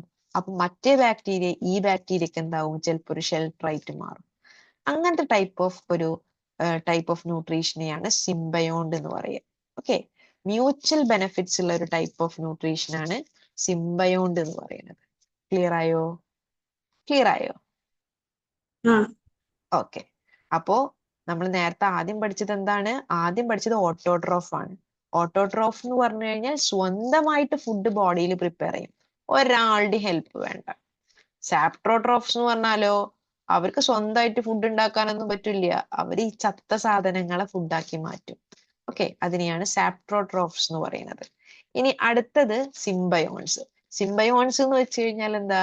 മ്യൂച്വൽ ആയിട്ട് ഒരാൾ മറ്റൊരാൾക്ക് ഫുഡായിട്ട് മാറും, മറ്റൊരാൾ തിരിച്ച് ഫുഡായിട്ടോ ഷെൽട്ടർ ആയിട്ടോ അങ്ങനെ ഒരു ഹെൽപ്പിംഗ് മെന്റാലിറ്റി ഉള്ള ഒരു മ്യൂച്വൽ ബെനിഫിറ്റ് കിട്ടുന്ന രീതിയിലുള്ള ഒരു ന്യൂട്രീഷനെയാണ് നമ്മൾ സിംബയോൺസ് എന്ന് പറയാം. ഓക്കെ, മനസ്സിലായോ? Use food from other living organisms with which they are associated for mutual benefit. Mutual എന്നുള്ള വാക്കിന്റെ അർത്ഥം മനസ്സിലായില്ലേ? രണ്ടുപേരും ഒരു അണ്ടർസ്റ്റാൻഡിങ്ങില്. ഇനി ഇതൊന്നും പെടാത്ത ഒരാളാണ് പാരസൈറ്റ്. ഈ പാരസൈറ്റിനെ കുറിച്ചിട്ട് പറയുകയാണെങ്കിൽ ഞാൻ നിങ്ങൾക്ക് പെട്ടെന്ന് മനസ്സിലാവുന്ന ഒരു ഉദാഹരണം പറയാം. അപ്പൊ നമ്മുടെ തലയിലൊക്കെ പേൻ ഉണ്ട് ഇല്ലേ? ഈ പേന് നമ്മുടെ തലയിലുണ്ട്, മനുഷ്യന്മാരുടെ തലയിൽ പേനുണ്ട്. ഈ പേൻ ഇപ്പൊ നമ്മുടെ ശരീരത്തിൽ ഉള്ളതുകൊണ്ട് നമുക്ക് പ്രത്യേകിച്ച് ഉപകാരമുണ്ടോ? നിങ്ങൾ പറ. നമുക്കൊരു ശല്യാണല്ലേ ഈ പേന്, സന? അല്ലേ? തലയിൽ പേന് ശല്യല്ലേ? ആ, പക്ഷെ പേനിന് ഭയങ്കര സുഖാണ് അല്ലേ? നമുക്ക് ശല്യ, പക്ഷെ പേനിന് ഭയങ്കര സുഖ. പേൻ എന്താ ചെയ്യാ? നമ്മുടെ ശരീരത്തിലെ ബ്ലഡ് ഒക്കെ ഊറ്റി കുടിച്ച് നമ്മുടെ ന്യൂട്രിയൻസ് ഒക്കെ എടുത്തിട്ട് സുഖമായിട്ട് ജീവിക്കും. പക്ഷെ നമുക്ക് ഭയങ്കര ബുദ്ധിമുട്ടുമാണ്. ഓക്കെ, അപ്പൊ പാരസൈറ്റ് എന്ന് പറഞ്ഞു കഴിഞ്ഞാൽ എന്താണെന്നറിയോ? നമ്മുടെ ശരീരത്തില് നമ്മുടെ അനുവാദം ഇല്ലാണ്ട് കയറിയിട്ട് നമ്മുടെ ന്യൂട്രിയൻസ് ഒക്കെ അടിച്ചു മാറ്റും. നമുക്കാണെങ്കിലോ ഒരു ഉപകാരവും ഇല്ല, അവർക്കാണെങ്കിലോ ഭയങ്കര സുഖ. അങ്ങനത്തെ ജീവജാലങ്ങളെയാണ് പാരസൈറ്റ്സ് എന്ന് പറയുക. മനസ്സിലായോ? ഒരു ജീവി മറ്റൊരു ജീവിയുടെ ശരീരത്തിൽ അവരുടെ അനുവാദം ഇല്ലാണ്ട് കേറിയിട്ട് അയാളുടെ ന്യൂട്രിയൻസ് ഒക്കെ അടിച്ചു മാറ്റും. ഈ കേറിയ ആൾക്ക് ഭയങ്കര സുഖ, പക്ഷെ ആരുടെ മേലാണോ കേറിയിട്ടുള്ളത് അയാൾക്ക് ഭയങ്കര ഉപദ്രവം. അങ്ങനത്തെ ജീവജാലങ്ങളെയാണ് പാരസൈറ്റുകൾ എന്ന് പറയുന്നത്. ഓക്കെ, അങ്ങനത്തെ ന്യൂട്രീഷൻ നടത്തുന്ന നമ്മുടെ ബാക്ടീരിയകൾ ഉണ്ട്. ഓക്കെ, അവരെന്താ ചെയ്യുന്നത്? ഈ ബാക്ടീരിയകള് മറ്റാളുകളുടെ ശരീരത്തിൽ കയറിയിട്ട് അവരുടെ ഫുഡ് മുഴുവൻ അബ്സോർബ് ചെയ്ത് കഴിക്കും. ക്ലിയർ ആയോ? ഓക്കെ, ഇപ്പൊ പാരസൈറ്റ് എന്ന് പറഞ്ഞു കഴിഞ്ഞാൽ ഇപ്പൊ ഒരു ബാക്ടീരിയ നമ്മളെ വന്ന് ഉപദ്രവിച്ചു പോയി അങ്ങനെയല്ല, അത് പാരസൈറ്റ് അല്ല. പാരസൈറ്റ് എന്ന് പറയുമ്പോൾ ആ ജീവിയുടെ ശരീരത്തിൽ ജീവിക്കണം. മനുഷ്യന്മാർ ഇല്ലാണ്ടായി കഴിഞ്ഞാൽ, ഈ ലോകത്തുനിന്ന് ഇല്ലാണ്ടായി കഴിഞ്ഞാൽ പിന്നെ പേരുണ്ടാവില്ല. ആ രീതിയിലായിരിക്കണം പാരസൈറ്റ്. പാരസൈറ്റ് എന്ന് പറഞ്ഞു കഴിഞ്ഞാൽ അയാളുടെ ശരീരത്തിൽ ജീവിക്കും വേണം, അയാളുടെ ന്യൂട്രിയൻസ് എടുക്കും വേണം. അതാണ് പാരസൈറ്റ് എന്ന് പറഞ്ഞു കഴിഞ്ഞാൽ. അപ്പൊ നമ്മൾ ഇതുവരെ പഠിച്ചത് 4 ന്യൂട്രീഷൻ ആണ്. ആദ്യത്തത് ഓട്ടോട്രോഫ്, രണ്ടാമത്തത് സാപ്ട്രോട്രോഫ്, ഇനി മൂന്നാമത്തത് സിംബയോൺസ്, നാലാമത്തത് പാരസൈറ്റ്. ക്ലിയർ ആണോ നിങ്ങൾക്ക്? ക്ലിയർ ആണോ? ഓക്കെ, ക്ലിയർ ആണോ? ഹലോ? ക്ലിയർ ആണ്. ഓക്കെ, ഇനി ഞാൻ ഈ നോട്ട് ഷെയർ ചെയ്യുമ്പോൾ ഈ നോട്ട് ഒന്ന് നന്നായിട്ട് വായിച്ചു നോക്കിട്ടാ. എന്നിട്ട് നമ്മൾ ഇതിന്റെ ക്വസ്റ്റ്യൻസ് ഒക്കെ ഡിസ്കസ് ചെയ്യും. അപ്പൊ നിങ്ങൾക്ക് ഒന്നും കൂടി എളുപ്പമാവും. ഇനി അടുത്തത് റെസ്പിറേഷൻ. എന്താ റെസ്പിറേഷൻ എന്ന് പറഞ്ഞാൽ? സുമയ്യ എന്താ മോളെ റെസ്പിറേഷൻ എന്ന് പറഞ്ഞാല്? റെസ്പിറേഷൻ, ശ്വാസം എടുക്കണ. Yes, very good. നമ്മളെ ബാക്ടീരിയകൾക്ക് ശ്വാസം എടുക്കണ്ടേ? ബാക്ടീരിയ ജീവജാലല്ലേ? ഒരു സെല്ലാണെങ്കിലും ഒരു ജീവനല്ലേ? ശ്വാസം എടുക്കണ്ടേ? ഈ ശ്വാസം എടുക്കുന്നതിനെയാണ് നമ്മൾ റെസ്പിറേഷൻ എന്ന് പറയുന്നത്. റെസ്പിറേഷൻ മക്കള് മനസ്സിലാക്കുക, 2 രീതിയിൽ റെസ്പിറേഷൻ നടത്താം. ഒന്ന് ആരോബിക് റെസ്പിറേഷൻ, മറ്റൊന്ന് അനേറോബിക് റെസ്പിറേഷൻ. ഞാൻ ചോദിക്കട്ടെ, ഈ മനുഷ്യന്മാരൊക്കെ ശ്വസിക്കുന്നത് ഓക്സിജനെയാണ് അല്ലെ? അങ്ങനെയാണെങ്കിൽ ബാക്ടീരിയകൾക്ക് റെസ്പിറേഷൻ നടത്താൻ ഓക്സിജൻ വേണം? നിങ്ങൾ പറ. ബാക്ടീരിയകൾക്ക് റെസ്പിറേഷൻ നടത്താൻ ഓക്സിജൻ വേണോ വേണ്ടേ? നിങ്ങൾ പറ. അറിയോ? എന്തെങ്കിലും ഒരു ഐഡിയ ഉണ്ടോ? സുമയ്യ, സന, രണ്ടുപേരും പറഞ്ഞോ. ആർക്കാച്ച് വേണമെങ്കിൽ. ഇല്ല. മക്കള് മനസ്സിലാക്കുക, ഈ റെസ്പിറേഷൻ, ഈ ചില ബാക്ടീരിയകൾക്ക് എന്ത് വേണം? ഓക്സിജന്റെ പ്രസൻസ് വേണം. ചില ബാക്ടീരിയകൾക്ക് ഓക്സിജന്റെ പ്രസൻസ് വേണ്ട. അപ്പൊ എന്താന്ന് വെച്ച് കഴിഞ്ഞാല് എല്ലാ ബാക്ടീരിയകൾക്കും ജീവിക്കാൻ ഓക്സിജൻ വേണ്ട. ചില ബാക്ടീരിയകൾക്ക് ജീവിക്കാൻ ഓക്സിജൻ വേണം. അപ്പോ ഏത് ബാക്ടീരിയക്കാണോ ജീവിക്കാൻ ഓക്സിജൻ വേണ്ടിയത്, അങ്ങനത്തെ ടൈപ്പ് ഓഫ് റെസ്പിറേഷനെയാണ് എയറോബിക് റെസ്പിറേഷൻ എന്ന് പറയുന്നത്. എയറോബിക് എക്സസൈസ് എന്നൊക്കെ കേട്ടിട്ടില്ലേ നിങ്ങള്? എയറോബിക് എന്നുള്ളതിന്റെ അർത്ഥം എന്താന്ന് വെച്ച് കഴിഞ്ഞാല് എയറിന്റെ പ്രസൻസിൽ മാത്രമേ ഇവർക്ക് ജീവിക്കാൻ പറ്റുള്ളൂ. എയറിന്റെ പ്രസൻസിൽ മാത്രം ജീവിക്കാൻ പറ്റുന്ന ടൈപ്പ് ഓഫ് ബാക്ടീരിയകൾ ഉണ്ട്. ആ കൈൻഡ് ഓഫ് റെസ്പിറേഷനെയാണ് എയറോബിക് റെസ്പിറേഷൻ എന്ന് പറയുന്നത്. പക്ഷെ ചിലവരുണ്ട്, ചില ബാക്ടീരിയകൾക്ക് എയറേ വേണ്ട, എയർ ഇല്ലാണ്ട് തന്നെ സുഖമായിട്ട് അവർക്ക് ജീവിക്കാൻ പറ്റും. അങ്ങനെ ഓക്സിജന്റെ പ്രസൻസിൽ അല്ലാണ്ട് ജീവിക്കുന്നവരെയാണ് അനറോബിക് റെസ്പിറേഷൻ എന്ന് പറയുന്നത്. മനസ്സിലായോ? നമ്മുടെ ബാക്ടീരിയകൾ എയറോബിക് റെസ്പിറേഷനും കാണിക്കും, അനറോബിക് റെസ്പിറേഷനും കാണിക്കും. അപ്പൊ എയറോബിക് റെസ്പിറേഷൻ എന്ന് പറഞ്ഞു കഴിഞ്ഞാൽ ഓക്സിജന്റെ പ്രസൻസിൽ നടക്കുന്ന റെസ്പിറേഷൻ. ഓക്കെ. അനറോബിക് റെസ്പിറേഷൻ എന്ന് പറഞ്ഞു കഴിഞ്ഞാൽ ഓക്സിജന്റെ ആബ്സെൻസിൽ നടക്കുന്ന റെസ്പിറേഷൻ. മക്കൾക്ക് മനസ്സിലായോ? മനസ്സിലായി. ഓക്കെ. ബാക്ടീരിയ രണ്ട് രീതിയിലും ജീവിക്കും. ഓക്കെ. ഇവിടുന്ന് ഇതൊന്നും ഭയങ്കര ഇമ്പോർട്ടന്റ് ആയിട്ടുള്ള കാര്യങ്ങളൊന്നല്ല. പക്ഷെ നിങ്ങൾക്ക് കിങ്ഡം മൊണീറനെ കുറിച്ച് അറിയണല്ലോ. അതുകൊണ്ട് മിസ് ഡീറ്റെയിൽ ആയിട്ട് പറയുകയാണ് കേട്ടാ. എങ്ങനെയൊക്കെയാ ക്വസ്റ്റ്യൻസ് വരികയെന്ന് ഞാൻ പറഞ്ഞുതരാം. ആദ്യം കുറച്ച് ക്ലാസ് ആവട്ടെ, നിങ്ങൾക്ക് കുറച്ച് കണ്ടന്റ് കിട്ടട്ടെ, എന്നിട്ട് ഞാൻ പറഞ്ഞുതരാം എങ്ങനെയൊക്കെയാ ക്വസ്റ്റ്യൻസ് വരിക, അതിന്റെ ആൻസേഴ്സ് പഠിക്കുക. ഓക്കെ. ആ രീതിയിലേക്ക് നമുക്ക് വരാം. അപ്പോൾ 2-3 ക്ലാസ് നമുക്കൊന്നൊരു ബേസ് ഒന്ന് സ്ട്രോങ് ആവണം. ഓക്കെ. അങ്ങനെയാണെങ്കിൽ നിങ്ങൾ മനസ്സിലാക്കുക, നിങ്ങൾ കണ്ട ഇതൊരു ബാക്ടീരിയയാണ്. ഇത് ബാക്ടീരിയയുടെ വേറൊരു പിക്ചറാണ്. അപ്പൊ ഇതിന്റെ ഉള്ളിൽ കാണുന്ന നീല കളർ ബൗണ്ടറി ഇല്ലേ, ഇതാണ് നമ്മുടെ പ്ലാസ്മ മെംബ്രെയിൻ എന്ന് പറയുന്നത്, സെൽ മെംബ്രെയിൻ. ഓക്കെ. ഇവിടെ നോക്കിയേ, ഇവിടെ നമ്മുടെ ക്രോമസോംസ് ഉണ്ട്, പ്ലാസ്മിഡ് ഉണ്ട്, സെൽ വോൾ അതിന്റെ പുറത്തുണ്ട്, ഫ്ലജെല്ലയുണ്ട്, റൈബോസോംസ് ഉണ്ട്. അതൊക്കെ അവിടെ കിടക്കട്ടെ. നമ്മുടെ പ്ലാസ്മ മെംബ്രെയിൻ ഉള്ളിലോട്ട് മടങ്ങി കിടക്കണ കണ്ട നിങ്ങള്? ഈ പ്ലാസ്മ മെംബ്രെയിൻ ഉള്ളിലോട്ട് മടങ്ങി കിടക്കുന്നുണ്ട് ഇല്ലേ? ഈ മടക്കിനെയാണ് മീസോസോം എന്ന് പറയുന്നത്. ഓക്കെ. ഈ പ്ലാസ്മ മെംബ്രെയിന് അല്ലെങ്കിൽ സെൽ മെംബ്രെയിന് ബാക്ടീരിയയുടെ ഉള്ളിലോട്ട് മടങ്ങി കിടക്കുന്നുണ്ട്. ഈ മടക്കിനെയാണ് നമ്മൾ മീസോസോം എന്ന് പറയുന്നത്. Okay. So mesosomes are the inner extensions of the cell membrane. ഈ സെൽ മെംബ്രെയിന്റെ ഇന്നർ എക്സ്റ്റൻഷൻസിന് പറയുന്ന പേരാണ് മീസോസോംസ്. നിങ്ങൾ മനസ്സിലാക്കുക, നമ്മുടെ ബാക്ടീരിയക്ക് ശ്വാസോകോശമൊന്നുമില്ല. അപ്പൊ നമ്മൾ റെസ്പിറേഷൻ എങ്ങനെയാണ് നടത്തുക എന്ന് നമ്മളിൽ ചോദിക്കുകയാണെങ്കിൽ നമുക്ക് പറയാം ലങ്സ് ആണ് നടത്തുക. പക്ഷെ നമ്മുടെ ബാക്ടീരിയക്ക് എന്തില്ല? ലങ്സ് ഒന്നുമില്ല, ആകെ ഒരൊറ്റ സെല്ലേ ഉള്ളൂ അല്ലെ? അത് കാരണം കൊണ്ട് ഇവരുടെ ശരീരത്തിൽ നടക്കുന്ന റെസ്പിറേഷൻ നടക്കുന്നത് ഈ മീസോസോമുകൾ വഴിയാ. കണ്ട, പ്ലാസ്മ മെംബ്രെയിന്റെ ഇന്നർ എക്സ്റ്റൻഷൻസുകളായ മീസോസോംസുകളാണ് റെസ്പിറേഷൻ നടത്തുന്നത്. ഓക്കെ. അപ്പോ ഇത് സെല്ലിന്റെ അകത്താണ് ഇവരുടെ റെസ്പിറേഷൻ നടക്കുക, സെല്ലിന്റെ അകത്ത്. അത് കാരണം കൊണ്ട് സെല്ലുലാർ റെസ്പിറേഷൻ എന്ന് പറയാം, സെല്ലുലാർ റെസ്പിറേഷൻ എന്ന് പറയാം. ഓക്കെ. അങ്ങനെയാണെങ്കിൽ മക്കള് മനസ്സിലാക്കുക, മീസോസോംസുകളാണ് റെസ്പിറേഷന് വിധേയമാകുന്നത്. മനസ്സിലായില്ലേ? അങ്ങനെയാണെങ്കിൽ മക്കളെ, ഇവര് റീപ്രൊഡ്യൂസ് ചെയ്യും. ഇപ്പൊ ഒരു ബാക്ടീരിയ ആയിട്ട് നിൽക്കില്ല. ഇപ്പൊ ഞാനൊരു പാത്രത്തിൽ കുറച്ച് ബാക്ടീരിയനെ എടുത്തു കഴിഞ്ഞാല് നാളെ വന്ന് നോക്കിക്കഴിഞ്ഞാൽ അതൊരു 10,000-കണക്കിന് എണ്ണായിട്ട് മാറിയിട്ടുണ്ടാവും. കാരണം എന്താണെന്നറിയോ? ഇവര് റീപ്രൊഡ്യൂസ് ചെയ്യും. ഇവർക്ക് റീപ്രൊഡ്യൂസ് ചെയ്യാൻ മനുഷ്യന്റെ പോലെ 9 മാസമൊന്നും വേണ്ട. 20 മിനിറ്റ് കൂടുന്തോറും റീപ്രൊഡക്ഷൻ നടക്കും ബാക്ടീരിയകൾ. ഓരോ 20 മിനിറ്റ് കൂടുമ്പോ ഇവര് റീപ്രൊഡ്യൂസ് ചെയ്യും. ഓക്കെ. ഇപ്പൊ നിങ്ങൾക്ക് ഈ ഫിഗറിൽ ഒരു ബാക്ടീരിയനെ കാണാം. ഈ ബാക്ടീരിയന്റെ ക്രോമസോംസ് കാണാം, ഉള്ളിൽ റൈബോസോം ഒക്കെ കാണാം അല്ലെ? ആദ്യം ഈ ബാക്ടീരിയയുടെ ക്രോമസോംസുകൾ ഡിവൈഡ് ചെയ്തിട്ട് രണ്ട് സെറ്റായിട്ട് മാറി. അല്ലേ? നോക്കിയേ, 2 ഡിഫറെന്റ് സെറ്റ് ആയിട്ട് മാറി. എന്നിട്ട് അവരുടെ സൈറ്റോപ്ലാസം അങ്ങനെ ഡിവൈഡ് ചെയ്യും. നിങ്ങൾ മനസ്സിലാക്കുക, ഒരു ബാക്ടീരിയ 2 ആവും, 2 4 ആവും, 4 8 ആവും, 8 32 ആവും, അല്ല 8 16 32 64 ഒക്കെ ആയിട്ട് മാറും. ഓക്കെ, ഒരു ബാക്ടീരിയക്ക് 2 ആയിട്ട് മാറാനുള്ള കഴിവുണ്ട്. മീൻസ് ബാക്ടീരിയ പെട്ടെന്ന് പെട്ടെന്ന് പെട്ടെന്ന് പെറ്റുവരുന്നു. ഓക്കെ, ആ ടൈപ്പിനെയാണ് നമ്മൾ ബൈനറി ഫിഷൻ എന്ന് പറയുന്നത്. ബൈനറി ഫിഷൻ കണ്ട, ബൈനറി ഫിഷൻ എന്ന് പറയും, ബൈനറി ഫിഷൻ.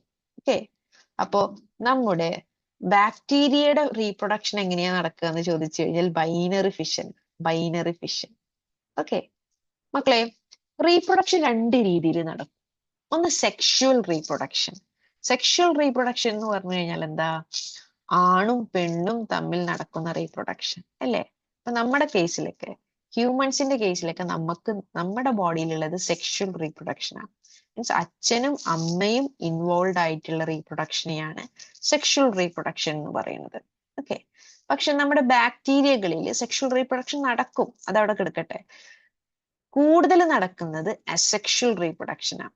അസെക്ഷുവൽ റീപ്രൊഡക്ഷൻ എന്ന് പറഞ്ഞു കഴിഞ്ഞാൽ ആ ബാക്ടീരിയക്ക് ഡിവൈഡ് ചെയ്യണം തോന്നിക്കഴിഞ്ഞാൽ, അല്ലെങ്കിൽ റീപ്രൊഡക്ഷൻ നടത്തണം എന്ന് തോന്നിക്കഴിഞ്ഞാൽ അച്ഛന്റെ സഹായമൊന്നും വേണ്ട, അമ്മക്ക് ഒറ്റക്ക് തന്നെ റീപ്രൊഡ്യൂസ് ചെയ്യാൻ പറ്റും. കണ്ട, ഈ ബാക്ടീരിയ കണ്ടില്ലേ?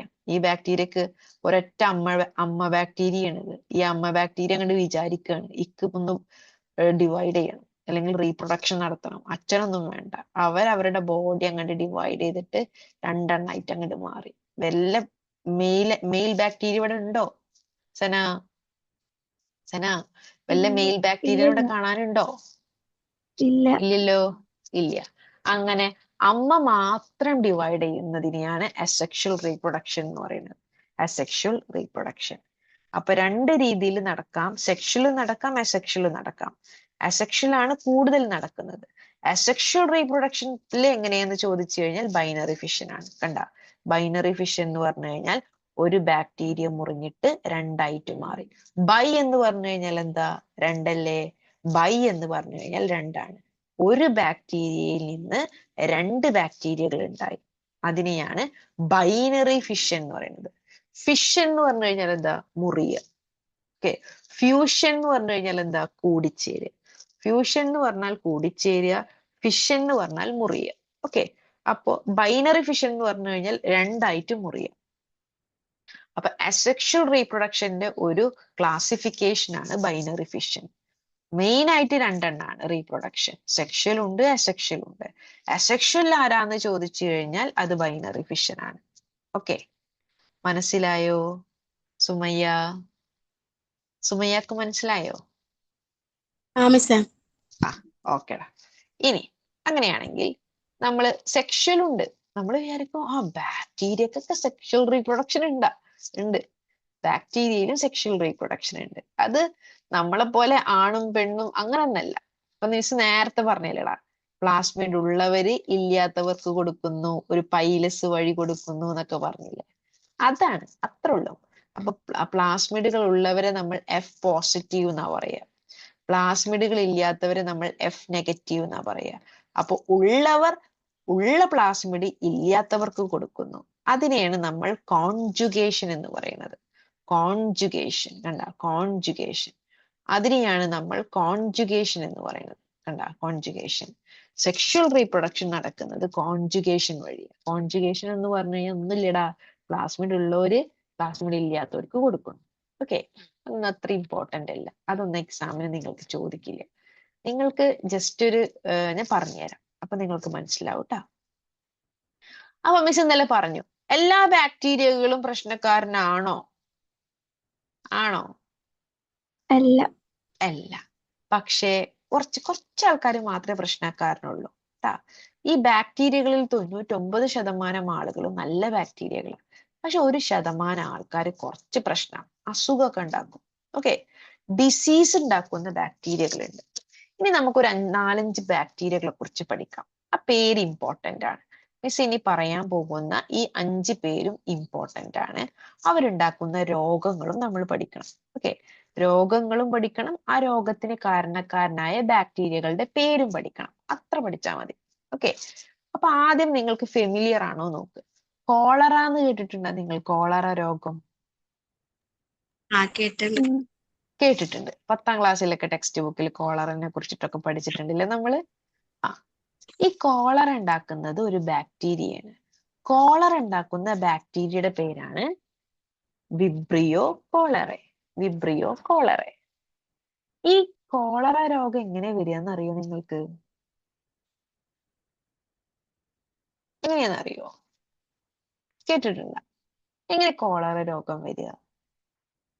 ഓർമ്മയുണ്ടോ പഠിച്ചത്? ഉം.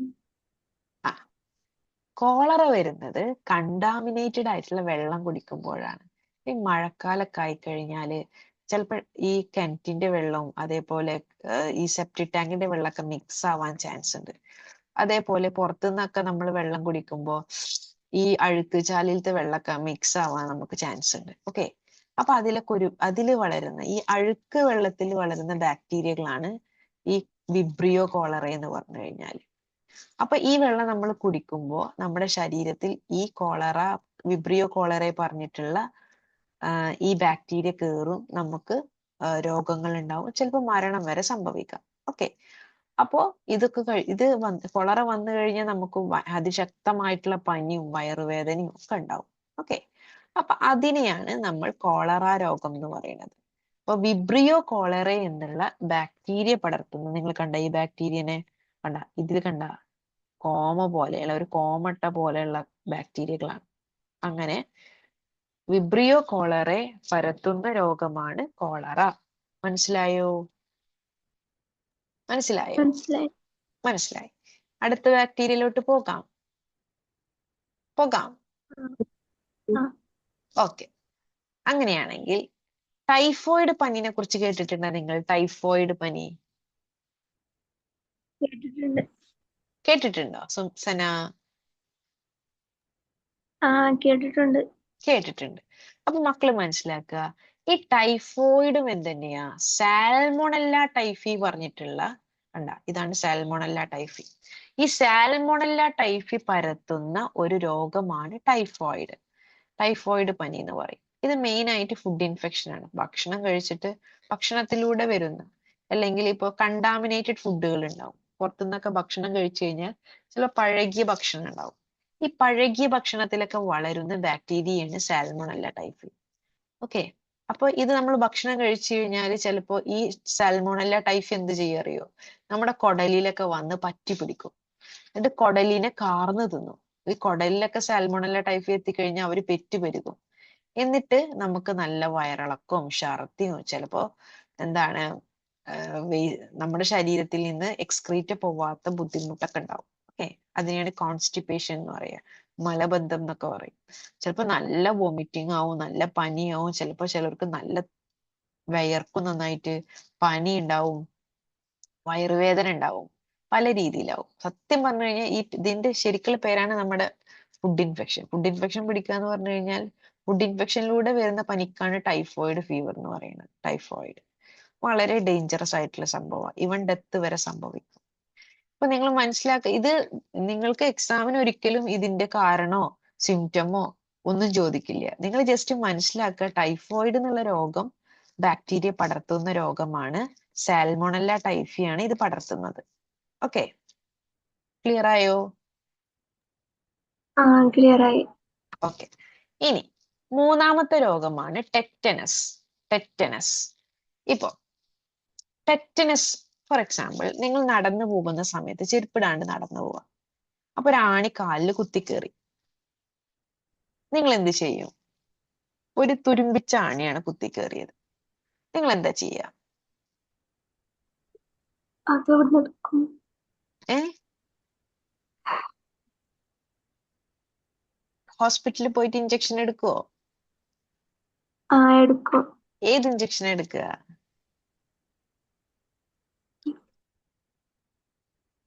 ടി ടി അടിക്കുവോ? ആ ടി ടി അടിക്കും അല്ലേ? നോക്കിയേ, ടി ടി അടിക്കും. ടെറ്റനസ് ഇപ്പൊ നിങ്ങൾ കേട്ടിട്ടുണ്ടാവും, ഈ തുരുമ്പിലൊക്കെ ജീവിക്കുന്ന ഒരു ബാക്ടീരിയ ഉണ്ട്. തുരുമ്പുകളിൽ ജീവിക്കുന്ന ബാക്ടീരിയയുടെ പേരാണ് ടെറ്റനസ്. സോറി, ടെറ്റനസ് എന്നല്ല, ടെറ്റനസ് രോഗത്തിന്റെ പേരാണ് ഈ തുരുമ്പിലൊക്കെ ജീവിക്കുന്ന ബാക്ടീരിയ ഉണ്ട്. ആ ബാക്ടീരിയയുടെ പേരാണ് ക്ലോസ്ട്രീഡിയം ടെറ്റനായി. കണ്ട, ക്ലോസ്ട്രീഡിയം ടെറ്റനായി. ഈ ക്ലോസ്ട്രീഡിയം ടെറ്റനായി എന്ത് ചെയ്യറിയോ? നമ്മുടെ ബ്ലഡിലോട്ട് അങ്ങോട്ട് കയറും, തുരുമ്പിലൂടെ ബ്ലഡിൽ കയറും. എന്നിട്ട് നമ്മുടെ കംപ്ലീറ്റ് നെർവസ് സിസ്റ്റത്തിനെ അവരണ്ട് കൺട്രോൾ ചെയ്യും, ബ്രെയിനെ മൊത്തം കൺട്രോൾ ചെയ്യും. എന്നിട്ട് നമ്മുടെ ശരീരം നല്ല ഇങ്ങനെ ഭയങ്കര സ്റ്റിഫാവും. സ്റ്റിഫായിട്ട് നമ്മുടെ ശരീരത്തിലെ ന്യൂറോൺസുകളൊക്കെ അവർ കൺട്രോൾ ചെയ്തിട്ട് നമുക്ക് നമ്മുടെ ശരീരം മൊത്തം ലോക്കായ പോലെ ആവും. കണ്ടാ, നിങ്ങൾ കണ്ട, ശരീരം മൊത്തം ലോക്കായിട്ട് നമുക്ക് ബോഡി മൂവ് ചെയ്യാൻ പറ്റാത്തൊരവസ്ഥയിലേക്ക് വരും. കണ്ട, അപ്പൊ ഇതാണ് ടെറ്റനസ് എന്നുള്ള രോഗം. അല്ലെങ്കിൽ നമുക്ക് ലോക്ക് ആൻഡ് ജോ എന്ന് പറയാം. നമ്മുടെ ഈ താടിയും കംപ്ലീറ്റ് ശരീരം ലോക്കാവും. നമുക്ക് തിരിച്ച് കോൺട്രാക്ട് ചെയ്യും, റിലാക്സ് ആക്കാൻ പറ്റില്ല. ആ രീതിയിലായിട്ട് മാറും. അപ്പൊ അത്രയും ഡേഞ്ചറസ് ആണ് ഈ ടെറ്റനസ് എന്നുള്ള രോഗം. ഓക്കെ, അപ്പൊ അതുകൊണ്ടാണ് നമ്മളിപ്പോ പെട്ടെന്നൊരു അപകടം ഉണ്ടായി, ഗ്ലാസ് തട്ടിയിട്ടോ അല്ലെങ്കിൽ ഇരുമ്പ് തട്ടിയിട്ടോ നമ്മുടെ കൈയൊക്കെ മുറിഞ്ഞു കഴിഞ്ഞാൽ പെട്ടെന്ന് നമ്മൾ പോയിട്ട് ടി ടി എടുക്കണം. ടി ടി എടുക്കണം. ടി ടി പറഞ്ഞു കഴിഞ്ഞാൽ ടെറ്റനസിനെതിരെയുള്ള ഒരു വാക്സിനേഷൻ ആണ് ടി ടി. നമ്മൾ 24 ഹവേഴ്സിനുള്ളിൽ ടി ടി എടുത്തിട്ടില്ലെങ്കിൽ എന്താ സംഭവിക്കുക? ആ ക്ലോസ്ട്രീഡിയം ടെറ്റനായി നമ്മുടെ ബോഡിയിൽ ബ്ലഡിൽ കയറും. ഈ ബ്ലഡിൽ നിന്ന് നേരെ ബ്രെയിനിലേക്ക് പോവും. ഈ ബ്രെയിനെ മൊത്തം ക്ലോസ്ട്രീഡിയം ടെറ്റനായി കൺട്രോൾ ചെയ്തിട്ട് നമുക്ക് ആകെ പ്രശ്നമാവും. ഓക്കെ, അപ്പൊ എങ്ങാനും നമ്മുടെ ഈ റോഡ് സൈഡിലോ അല്ലെങ്കിൽ റോഡിലൂടെ പോകുമ്പോൾ അപകടം പറ്റുമ്പോ ഒരു തുരുമ്പ് സാധനങ്ങളൊക്കെ ശരീരത്തിൽ കയറി കഴിഞ്ഞാലൊക്കെ നമ്മൾ പെട്ടെന്ന് പോയിട്ട് വാക്സിനേഷൻ എടുക്കണം, ടി ടി എടുക്കണം, അല്ലെങ്കിൽ മരണം വരെ സംഭവിക്കും. അപ്പൊ നിങ്ങൾ മനസ്സിലാക്കാൻ, നിങ്ങൾ ടി ടി അടിക്കുക എന്ന് കേട്ടിട്ടുണ്ടാവും. ഈ ടി ടി എന്തിനാ ഇരിക്കണേ? നമ്മുടെ ടെറ്റനസ് ഉണ്ടാക്കുന്ന ബാക്ടീരിയനെ കൊല്ലാൻ വേണ്ടിയിട്ടാണ്. Okay, so tetanus is caused by Clostridium tetani. മനസ്സിലായോ നിങ്ങൾക്ക്? മനസ്സിലായോ? നിങ്ങൾക്ക് ഇത്ര ഡെപ്തിലൊന്നും വേണ്ട, ജസ്റ്റ് ടെറ്റനസ് ഉണ്ടാക്കുന്ന ബാക്ടീരിയയാണ് ക്ലോസ്ട്രീഡിയം ടെറ്റനായി. അതൊന്ന് പഠിച്ചാൽ മതി. ഓക്കെ, നിങ്ങൾ മാച്ച് ദ ഫോളോയിങ് ആയിട്ടാവും ചോദിക്കുക. അപ്പൊ പേരിൽ തന്നെ ഉണ്ട്, ക്ലോസ്ട്രീഡിയം ടെറ്റനായിൽ ടെറ്റനസ് എന്നുള്ള വാക്കുണ്ട്. പെട്ടെന്ന് നിങ്ങൾക്ക് കണക്ട് ചെയ്യാൻ പറ്റും. അത്ര വലിയ സംഭവമൊന്നുമല്ല. ഓക്കെ, മനസ്സിലായടാ? ഓക്കേടാ. ഇനി അടുത്തതാണ്, നിങ്ങൾ ഈ രോഗം കണ്ടിട്ടുണ്ടോ? ഞാനിപ്പോ സ്ക്രീനിലൊരു ഫിഗർ കൊടുത്തിട്ടുണ്ട്. നിങ്ങൾക്കത് മനസ്സിലായോ? ആ ഇമേജ് കണ്ടിട്ട് എന്താ തോന്നുന്നേ? നിങ്ങൾ കണ്ടിട്ടുണ്ടോ ഇങ്ങനത്തെ ഒരു ഇമേജ്? ഇങ്ങനത്തെ ഒരു അസുഖത്തെ പറ്റി കേട്ടിട്ടുണ്ടോ? ആ, ഈ തൊണ്ടയിൽ ഒരു വൈറ്റ് പാച്ച് പോലെ വരുന്നുണ്ട് അല്ലേ? ഇതൊരു ബാക്ടീരിയൽ ഗ്രോത്താ. ഈ ബാക്ടീരിയയുടെ പേരാണ് Corynebacterium diphtheria. Corynebacterium diphtheria. Diphtheria എന്നുള്ള രോഗമാണിത്. ഇത് മെയിൻ ആയിട്ട് നമ്മുടെ ഈ തൊണ്ടയിൽ വൈറ്റ് പാച്ചുകളായിട്ട് നമുക്ക് കാണാൻ പറ്റും. ഡിഫ്തീരിയ, തൊണ്ടമുള്ള് എന്നൊക്കെ പറയും. തൊണ്ടമുള്ള്. ഓക്കെ, മലയാളത്തിൽ ഇതിനെ തൊണ്ടമുള്ള് എന്നാ പറയുക. ഡിഫ്തീരിയ എന്നുള്ള രോഗമാണ്. ഡിഫ്തീരിയ പരത്തുന്ന ബാക്ടീരിയക്ക് പറയുന്ന പേരാണ് കോറിനി ബാക്ടീരിയം ഡിഫ്തീരിയ. ആ പേരിൽ തന്നെ ഉണ്ട് അല്ലേ? മാച്ച് ദ ഫോളോയിങ് ഒക്കെ ആണെങ്കിൽ സുഖമായിട്ട് നമുക്ക് മാർക്ക് അടിക്കാം. പക്ഷെ മാച്ച് ദ ഫോളോയിങ് നമ്മുടെ എക്സാമിന് ഉണ്ടാവില്ല, ഓപ്ഷൻസുകളായിരിക്കും ഉണ്ടാവുക കേട്ടാ. ഓക്കെ, അപ്പൊ നിങ്ങൾ മനസ്സിലാക്കുക, ഇങ്ങനത്തെ ഒരു രോഗമുണ്ട്, കോർണി ബാക്ടീരിയം ഡിഫ്തീരിയ എന്നുള്ള ഒരു ബാക്ടീരിയയാണ് ഈ രോഗം ഉണ്ടാക്കുന്നത്. ക്ലിയർ ആയോ? ഓക്കെ, ഇനി ലാസ്റ്റത്തതാണ് ട്യൂബർകുലോസിസ്. നിങ്ങൾ ട്യൂബർകുലോസിസിനെ പറ്റി കേട്ടിട്ടുണ്ടോ? ട്യൂബർകുലോസിസ് കേട്ടിട്ടുണ്ട്. ക്ഷയരോഗം എന്ന് പറയും. ക്ഷയരോഗം ഇത് ഉണ്ടാക്കുന്ന ബാക്ടീരിയയാണ് Mycobacterium tuberculosis. Tuberculosis is caused by the bacteria Mycobacterium tuberculosis. ഇത് നമ്മുടെ ലങ്സിനെ അഫക്ട് ചെയ്യാം. കൂടുതലും ഈ സ്മോക്കേഴ്സ് ഇല്ലേ, ഈ നന്നായിട്ട് വലിക്കുന്ന ആൾക്കാരുണ്ടാവില്ലടാ, ഈ വലിക്കുന്ന ആൾക്കാരുടെ ശരീരത്തിൽ ഇമ്മ്യൂണിറ്റി കുറവാകും. അപ്പോൾ ഈ മൈക്കോബാക്ടീരിയം ട്യൂബർകുലോസിസ് ഈസി ആയിട്ട് അവരുടെ ലങ്സിന്റെ ഉള്ളിലോട്ട് കയറും. അപ്പൊ പെട്ടെന്ന് എന്നിട്ട് അവരവിടെ കിടന്ന് വളരും. എന്നിട്ട് എന്താ ഉണ്ടാവുക? അവിടെ ഒരുപാട് മ്യൂക്കസ്, ഭയങ്കര കഫം കെട്ടും. എന്നിട്ട് അതിൽ നിറയെ മൈക്കോബാക്ടീരിയം ട്യൂബർകുലോസിസ് എന്നുള്ള ബാക്ടീരിയകൾ വളർന്നിട്ട് ശ്വാസം എടുക്കാൻ ഭയങ്കര ബുദ്ധിമുട്ടാവും. ഓക്കെ, ഇപ്പൊ ടി ബി വന്നു കഴിഞ്ഞാൽ ഭയങ്കര ഡേഞ്ചറാ. ഈ ടി ബി പകരും ചെയ്യും.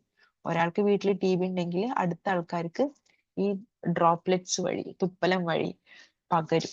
ഓക്കെ, അപ്പൊ അത് നമ്മൾ കെയർഫുൾ ആവണം. ഈ TB ഉള്ള ആൾക്കാർ ഒരേ പാത്രത്തിൽ നിന്ന് ഭക്ഷണം കഴിക്കരുത് എന്നൊക്കെ പറയും. അപ്പൊ നിങ്ങൾ മനസ്സിലാക്കുക, ഇതൊരു ബാക്ടീരിയൽ ഡിസീസ് ആണ് ട്യൂബർക്ലോസിസ്. ട്യൂബർക്ലോസിസ് പടർത്തുന്ന ബാക്ടീരിയക്ക് വിളിക്കുന്ന പേരാണ് മൈക്കോബാക്ടീരിയം ട്യൂബർക്ലോസിസ്. ക്ലിയർ ആയോ? ഇത് സിമ്പിൾ ആയിട്ട് നിങ്ങൾക്ക് ആൻസർ ചെയ്യാൻ പറ്റും. കാരണം എന്താന്ന് വെച്ച് കഴിഞ്ഞാൽ ഈ ട്യൂബർക്ലോസിസ് എന്നുള്ള രോഗത്തിന്റെ ബാക്ടീരിയയുടെ പേര് മൈക്കോബാക്ടീരിയം ട്യൂബർക്ലോസിസ് ആണ്. സിമ്പിൾ ആയിട്ട് അതിൽ തന്നെ കിടക്കുന്നുണ്ട് അല്ലേ? അപ്പൊ ഓപ്ഷൻസിലൊക്കെ നമുക്ക് ഈസി ആയിട്ട് മാർക്ക് അടിക്കാൻ പറ്റും. അപ്പൊ നിങ്ങൾ ഇത് കാണാപ്പാഠം പഠിക്കണം എന്നൊന്നും ഞാൻ പറയില്ല കേട്ടാ. കാണാപ്പാഠം ഒന്നും പഠിക്കണ്ട, നിങ്ങൾ ജസ്റ്റ് മനസ്സിലാക്കി പഠിച്ചാൽ മതി. ഓക്കെ, ഇനി അടുത്തതാണ്. അപ്പോൾ നമ്മൾ നേരത്തെ ഇപ്പൊ പറഞ്ഞത് എന്താണ്, ബാക്ടീരിയ ഭയങ്കര പ്രശ്നക്കാരനാണ്, ഡിസീസുകളൊക്കെ ഉണ്ടാക്കും. അതിന്റെ അർത്ഥം നല്ല ബാക്ടീരിയകൾ ഇല്ല എന്നല്ല. 99% നല്ല ബാക്ടീരിയകളാണ്. അപ്പൊ കുറച്ച് നല്ല ബാക്ടീരിയകളെ കണ്ടിട്ട് നമുക്ക് ഈ ക്ലാസ് അവസാനിപ്പിക്കാം. എന്നിട്ട് അതിന്റെ 2 ക്വസ്റ്റ്യൻസും ചെയ്തിട്ട് നമുക്ക് ക്ലാസ് അവസാനിപ്പിക്കാം. ഓക്കെ, ഒരുപാട് എടുത്ത് ബോറടിപ്പിക്കുന്നില്ല, നമുക്ക് മെല്ലെ പോയാൽ മതി. ഇനി അങ്ങനെയാണെങ്കിൽ ആദ്യത്തെ നല്ല ബാക്ടീരിയയാണ് റൈസോബിയം. നിങ്ങൾ ഈ പയറ് ചെടികൾ കണ്ടിട്ടുണ്ടോ? പയറ് കൃഷി നടത്തുന്നവർക്കറിയാം. ഈ പയറ്, അതേപോലെ ധാന്യങ്ങള്, അതേപോലെ കടലകള്, ഇതൊക്കെ വളർത്തുന്നവർക്കറിയാം. അതിന്റെ വേര് നോക്കിക്കഴിഞ്ഞാൽ കണ്ട, അതായത് ഒരു പയറ് ചെടിയുടെ വേരാണ്. ഒരുപാട് റൂട്ട് നൊഡ്യൂൾസുകൾ കാണാം അല്ലെ? ഒരുപാട് ഉണ്ടകൾ കാണാം നിങ്ങൾക്ക്. കണ്ട, ഈ പയറ് ചെടികളുടെ വേരിന്റെ മുകളിൽ കുറെ റൂട്ടിന്റെ നൊഡ്യൂളുകൾ ഉണ്ടാകും. നൊഡ്യൂൾ എന്നാ പറയുക. മീൻസ് ഉണ്ട പോലെ ഇങ്ങനെ നിങ്ങൾക്ക് കാണാം.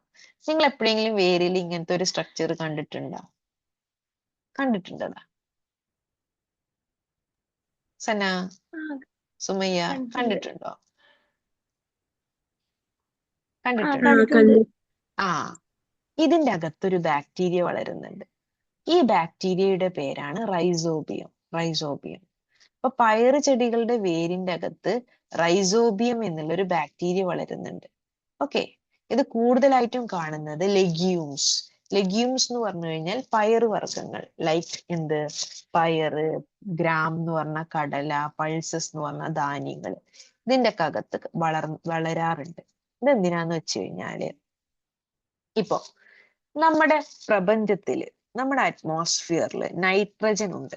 ഓക്കെ, നൈട്രജൻ മോളിക്യൂൾ ഉണ്ട്. നിങ്ങൾ രണ്ടുപേരും കെമിസ്ട്രി പഠിച്ചവരാണോ? അതെ, നൈട്രജൻ മോളിക്യൂൾ ഉണ്ട്. അപ്പൊ നിങ്ങൾ മനസ്സിലാക്കുക, ചെടികളൊക്കെ വളരണം എന്നുണ്ടെങ്കിൽ ഈ നമുക്ക് അത്യാവശ്യം അമോണിയയുടെ ആവശ്യമുണ്ട്. ഓക്കെ, അമോണിയ വേണം, അതേപോലെ അമിനോ ആസിഡുകളൊക്കെ വേണം ചെടികൾ വളരണം എന്നുണ്ടെങ്കിൽ. അപ്പൊ ഈ അമിനോ ആസിഡും അമോണിയൊക്കെ നമ്മുടെ ചെടികൾക്ക് കിട്ടണം എന്നുണ്ടെങ്കിൽ ഈ അറ്റ്മോസ്ഫിയറിൽ നിന്ന് നൈട്രജൻ മണ്ണിലോട്ട് വരണം. ഓക്കെ, അപ്പോ അറ്റ്മോസ്ഫിയറിൽ നിൽക്കുന്ന, അല്ലെങ്കിൽ നമ്മുടെ അറ്റ്മോസ്ഫിയറിൽ നിൽക്കുന്ന ഈ നൈട്രജൻ ഭൂമിയിൽ വന്ന് പതിഞ്ഞാൽ മാത്രമേ എന്ത് നടക്കുള്ളൂ? ഈ നൈട്രജൻ ഫിക്സേഷൻ നടക്കുള്ളൂ. നൈട്രജൻ ഫിക്സേഷൻ എന്ന് പറഞ്ഞു കഴിഞ്ഞാൽ ഒന്നുമില്ലടാ, അറ്റ്മോസ്ഫിയറിൽ കുറേ നൈട്രജൻ മോളിക്യൂൾസുകളുണ്ട്. ഈ നൈട്രജൻ മോളിക്യൂൾസുകൾ മണ്ണിൽ വന്ന് പതിഞ്ഞാൽ മാത്രമേ ഈ ചെടികൾക്ക് വളം കിട്ടുള്ളൂ, മീൻസ് അമോണിയ കിട്ടുള്ളൂ. ഓക്കെ, അപ്പോ പെട്ടെന്നൊരു ഇടിവെട്ടൽ അതുപോലെ മിന്നലൊക്കെ ഉണ്ടായി കഴിഞ്ഞാല് ഭൂമിയില് മഴയൊക്കെ പെയ്യുന്ന സമയത്ത് ഒരുപാട് ഇടിയും മിന്നൊക്കെ ഇപ്പൊ നമ്മൾ ഫേസ് ചെയ്യാറുണ്ട് അല്ലെ? ഇടിയും മിന്നലൊക്കെ വെട്ടുന്നുണ്ട്. അപ്പൊ ഭൂമിയിലുള്ള നൈട്രജൻ മുഴുവൻ മണ്ണിലോട്ട് ഇറങ്ങും. ഭൂമി പറയുമ്പോൾ അറ്റ്മോസ്ഫിയറിലുള്ള നൈട്രജൻ മുഴുവൻ മണ്ണിലോട്ട് ഇറങ്ങും. മണ്ണിലോട്ട്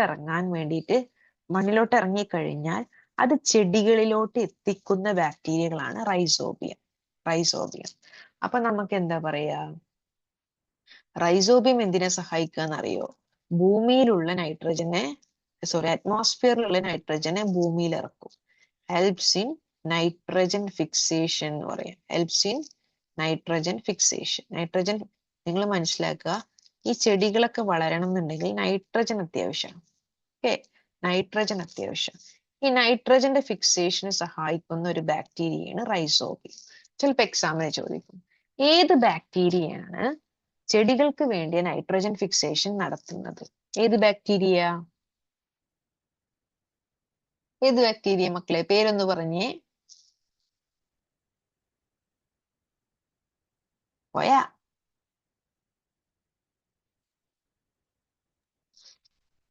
സുമയ്യ പോയാ?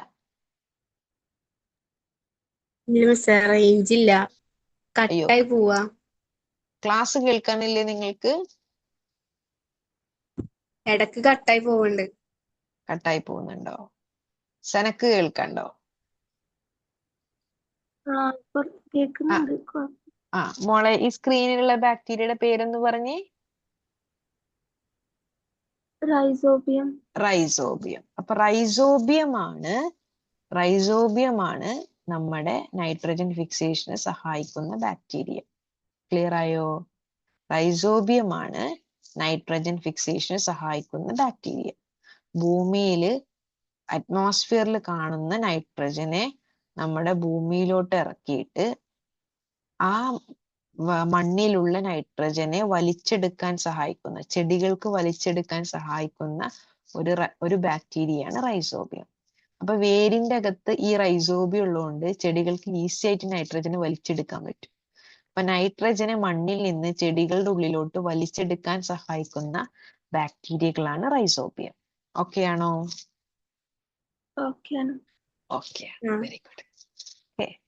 ഇനി അങ്ങനെയാണെങ്കിൽ മറ്റൊരു ബാക്ടീരിയ അസറ്റോബാക്ടർ എന്ന് പറയും.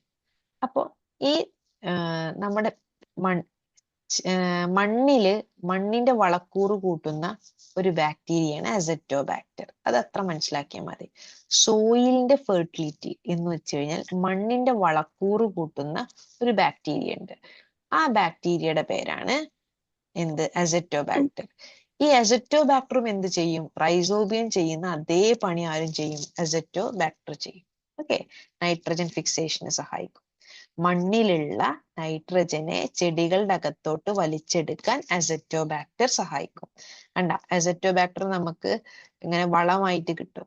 ഓക്കെ, അതിന്റെ അസറ്റോബാക്ടറിന്റെ ബാക്ടീരിയൽ കണ്ടന്റ് അടങ്ങിയിട്ടുള്ള പൊടികൾ, ഇത് വെള്ളത്തിൽ കലക്കിയിട്ട് നമ്മൾ ചെടികൾക്കൊക്കെ ഇട്ടുകൊടുക്കും. അപ്പൊ അതിൽ നിറയെ അസറ്റോബാക്ടർ വളരും. അപ്പൊ മണ്ണിലുള്ള നൈട്രജനെ ചെടികളുടെ അകത്തോട്ട് കയറ്റാൻ നമ്മുടെ അസറ്റോബാക്ടർ സഹായിക്കും. ഓക്കെ, അതും വേരുകളിലും കാണും, മണ്ണിലും കാണപ്പെടും.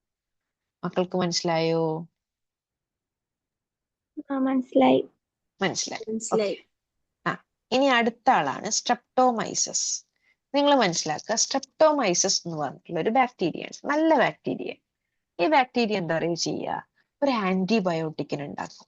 ഓക്കെ, ഇപ്പൊ നമ്മൾ ഈ വിപണിയിൽ കാണുന്ന ആന്റിബയോട്ടിക് ഒക്കെ ഈ മൈക്രോ ഓർഗാനിസത്തിന്റെ ബോഡിയിൽ നിന്ന് ഉണ്ടാക്കുന്നത്. ഓക്കെ, അപ്പോ ഈ സ്ട്രെപ്റ്റോമൈസസ് എന്നുള്ള ബാക്ടീരിയ ഒരു ആന്റിബയോട്ടിക്കിന് ഉണ്ടാക്കും. അതിനെ നമ്മൾ സ്ട്രെപ്റ്റോമൈസിൻ എന്ന് പറയും. സ്ട്രെപ്റ്റോമൈസിൻ മരുന്നായിട്ട് നമ്മൾ യൂസ് ചെയ്യാറുണ്ട്. സ്ട്രെപ്റ്റോമൈസിന് ആന്റിബയോട്ടിക് ആയിട്ട് യൂസ് ചെയ്യാറുണ്ട്. ഓക്കെ, സ്ട്രെപ്റ്റോമൈസസ് എന്നുള്ള ബാക്ടീരിയകളിൽ നിന്നും പ്രൊഡ്യൂസ് ചെയ്യുന്ന ഒരു ആന്റിബയോട്ടിക് ആണ് സ്ട്രെപ്റ്റോമൈസിൻ. ക്ലിയർ ആയോ? ഓക്കെ ആണോ? ഓക്കെ.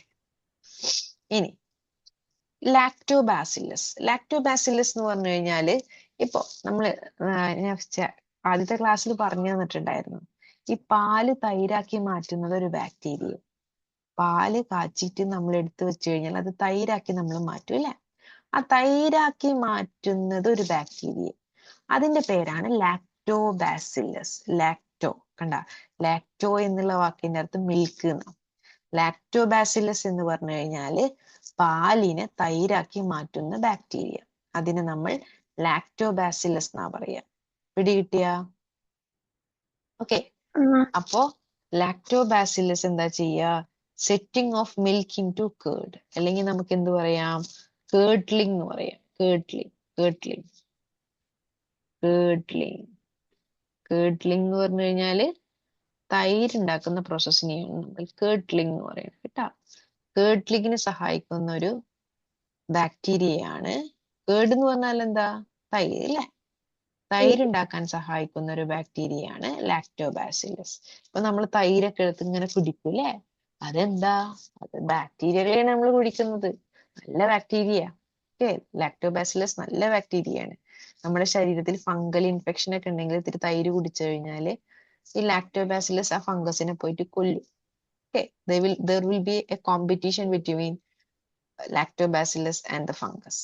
അപ്പോ നല്ലതാണ് ലാക്ടോബാസില്ലസ്. വയറിന്, നമ്മുടെ ശരീരത്തിന് നല്ല ബാക്ടീരിയയാണ് ലാക്ടോബാസില്ലസ്. അപ്പൊ ഇടക്കിടക്ക് നമ്മൾ ലാക്ടോബാസില്ലസ് കുടിക്കണം. മനസ്സിലായോ? ഓക്കെ ആ ഓക്കെ.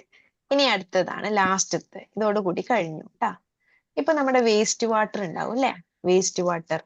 വേസ്റ്റ് വാട്ടറിനെ നമ്മൾ സീവേജ് എന്ന് പറയും. ഇപ്പൊ ഫാക്ടറികളിൽ നിന്നും അതേപോലെ ടൗണുകളിൽ നിന്നൊക്കെ പോകുന്ന ചീത്ത വെള്ളം ഉണ്ടാവുമല്ലോ, ഗാർബേജ്, സീവേജ് എന്ന് പറയും. ആ ചീത്ത വെള്ളത്തിനെ നമ്മൾ നല്ല വെള്ളമാക്കി മാറ്റും. വെള്ളം റീസൈക്കിൾ ചെയ്യില്ലേ? റീസൈക്കിൾ ചെയ്യുന്ന പറഞ്ഞു കഴിഞ്ഞാൽ എന്താ? ഈ ചീത്ത വെള്ളത്തിനെ ശുദ്ധമായ ജലമാക്കി മാറ്റും. അതിനെയാണ് നമ്മൾ സീവേജ് ട്രീറ്റ്മെന്റ് എന്ന് പറയുന്നത്. അപ്പൊ ഈ അഴുക്ക് വെള്ളത്തിനെ നല്ല വെള്ളാക്കി മാറ്റുമ്പോൾ നമുക്ക് കുറച്ച് ബാക്ടീരിയകളുടെ സഹായം വേണം. ആ ബാക്ടീരിയകളാണ് മെത്തനോജനിക് ബാക്ടീരിയ എന്ന് പറയും. മെത്തനോജനിക് ബാക്ടീരിയ എന്ന് പറഞ്ഞു കഴിഞ്ഞാല് അഴുക്ക് വെള്ളത്തിനെ നല്ല വെള്ളമാക്കി മാറ്റാൻ സഹായിക്കുന്ന ഒരു ബാക്ടീരിയ, മെത്തനോജനിക് ബാക്ടീരിയ. കൂടുതലും ഈ മെത്തനോജനിക് ബാക്ടീരിയ കാണുന്നത് ചതുപ്പ് സ്ഥലങ്ങളിലാണ്. ഓക്കെ. അപ്പൊ ഈ മെത്തനോജനിക് ബാക്ടീരിയ എന്തിനു സഹായിക്കും? സീവേജ് ട്രീറ്റ്മെന്റിന് വേണ്ടിയിട്ട് വെള്ളത്തിനെ റീസൈക്കിൾ ചെയ്യാൻ വേണ്ടി സഹായിക്കും. നിങ്ങൾ ജസ്റ്റ് മനസ്സിലാക്കിയാൽ മതി. അപ്പോ നമ്മൾ ഈ ക്ലാസ് കൊണ്ട് ഉദ്ദേശിക്കുന്നത് എന്താന്ന് വെച്ച് കഴിഞ്ഞാല്, എന്താണ് ബാക്ടീരിയ എന്നുള്ള ഒരു ബേസിക് ഐഡിയ. ബാക്ടീരിയകൾ എന്ന് കേട്ട് കഴിഞ്ഞാൽ നിങ്ങൾ പേടിക്കൊന്നും വേണ്ട. വേറൊരു പ്രശ്നക്കാരനാണെന്ന് നമ്മൾ ചിന്തിക്കരുത്.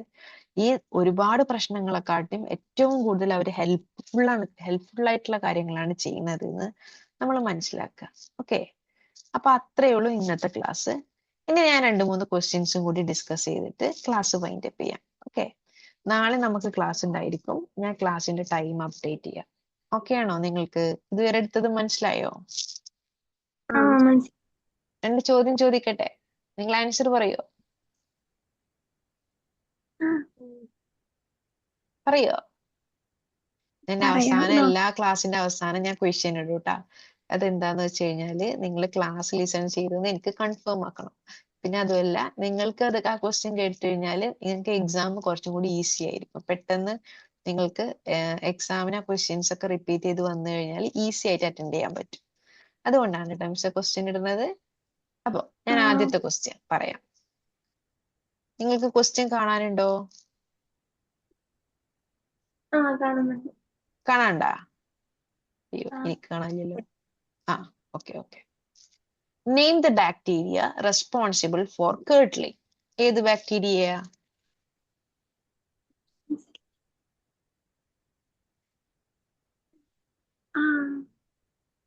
ഏതാണ്? Lactobacillus. Very good. Okay, super. നിങ്ങൾ ലിസൺ ചെയ്യുന്നു, നല്ല മക്കള്. Lactobacillus, very good. ചിലപ്പോ ഇങ്ങനെ എക്സാമിന് ചോദിക്കും. പക്ഷെ നമ്മുടെ എക്സാമിന് എന്തുണ്ട്? ഓപ്ഷൻസ് ഉണ്ട്. ഇന്ന് ഞാൻ ഓപ്ഷൻസ് ഇട്ടില്ല. ഓക്കെ. നിങ്ങൾ ഓപ്ഷൻസ് ഇടാണ്ട് തന്നെ പഠിക്കും. അപ്പൊ ഓപ്ഷൻസ് വന്നു കഴിഞ്ഞാൽ നല്ല എളുപ്പമാവും. ഇനി അടുത്തത്, typhoid caused by the bacteria dash. ഏത് ബാക്ടീരിയയാണ് ടൈഫോയിഡ് ഫീവർ ഉണ്ടാക്കുന്നത്? Salmonella typhi. Very good. Salmonella typhi. Okay, Salmonella typhi ആണ് ഉണ്ടാക്കുന്നത്. ഇനി അടുത്തത്, bacteria reproduces asexually through dash. Asexual reproduction നടത്തുന്നത് ഏത് വഴിയിലൂടെയാ? 2 എന്നൊക്കെ പറഞ്ഞില്ലേ? Binary vision. Binary fission. Very good. Okay, binary fission. Very good. അപ്പോ ബാക്ടീരിയ അസെക്ഷൽ റീപ്രൊഡക്ഷൻ നടത്തുന്നത് ബൈനറി ഫിഷൻ വഴിയാണ്. ഇനി അടുത്തത്, name the bacteria which helps in nitrogen fixation. നൈട്രജനെ fix ചെയ്യുന്നത് 2 ബാക്ടീരിയ നമ്മൾ പറഞ്ഞു. ഏതെങ്കിലും ഒന്ന് പറയാൻ പറ്റുമോ? റൈസോബിയം. Very good. അപ്പൊ ഇത്രയുള്ളൂ ക്ലാസ്. നിങ്ങൾക്ക് ക്ലാസ് മനസ്സിലായ? സംശയമുണ്ടോ മക്കളെ? ഇല്ല. ഓക്കെ, ഞാൻ നോട്ട്സ് ഒക്കെ ഷെയർ ചെയ്യാം. ഓക്കെ. അപ്പൊ ഇനി എന്തെങ്കിലും സംശയങ്ങളൊക്കെ ഉണ്ടെങ്കിൽ നിങ്ങൾ എനിക്ക് പേഴ്സണൽ മെസ്സേജ് അയക്കാം. ഒരു കുഴപ്പമില്ല. ഓക്കെ, നന്നായി പഠിക്കുക. സ്റ്റാർട്ടിങ് മുതൽ നന്നായി പഠിച്ചു കഴിഞ്ഞാൽ നിങ്ങൾക്ക് NIOSൽ നല്ല മാർക്ക് സ്കോർ ചെയ്യാൻ പറ്റും. ഓക്കെ ആണോ? ഓക്കേടാ. അപ്പൊ ശരി, കാണാട്ടാ. ഓക്കേ.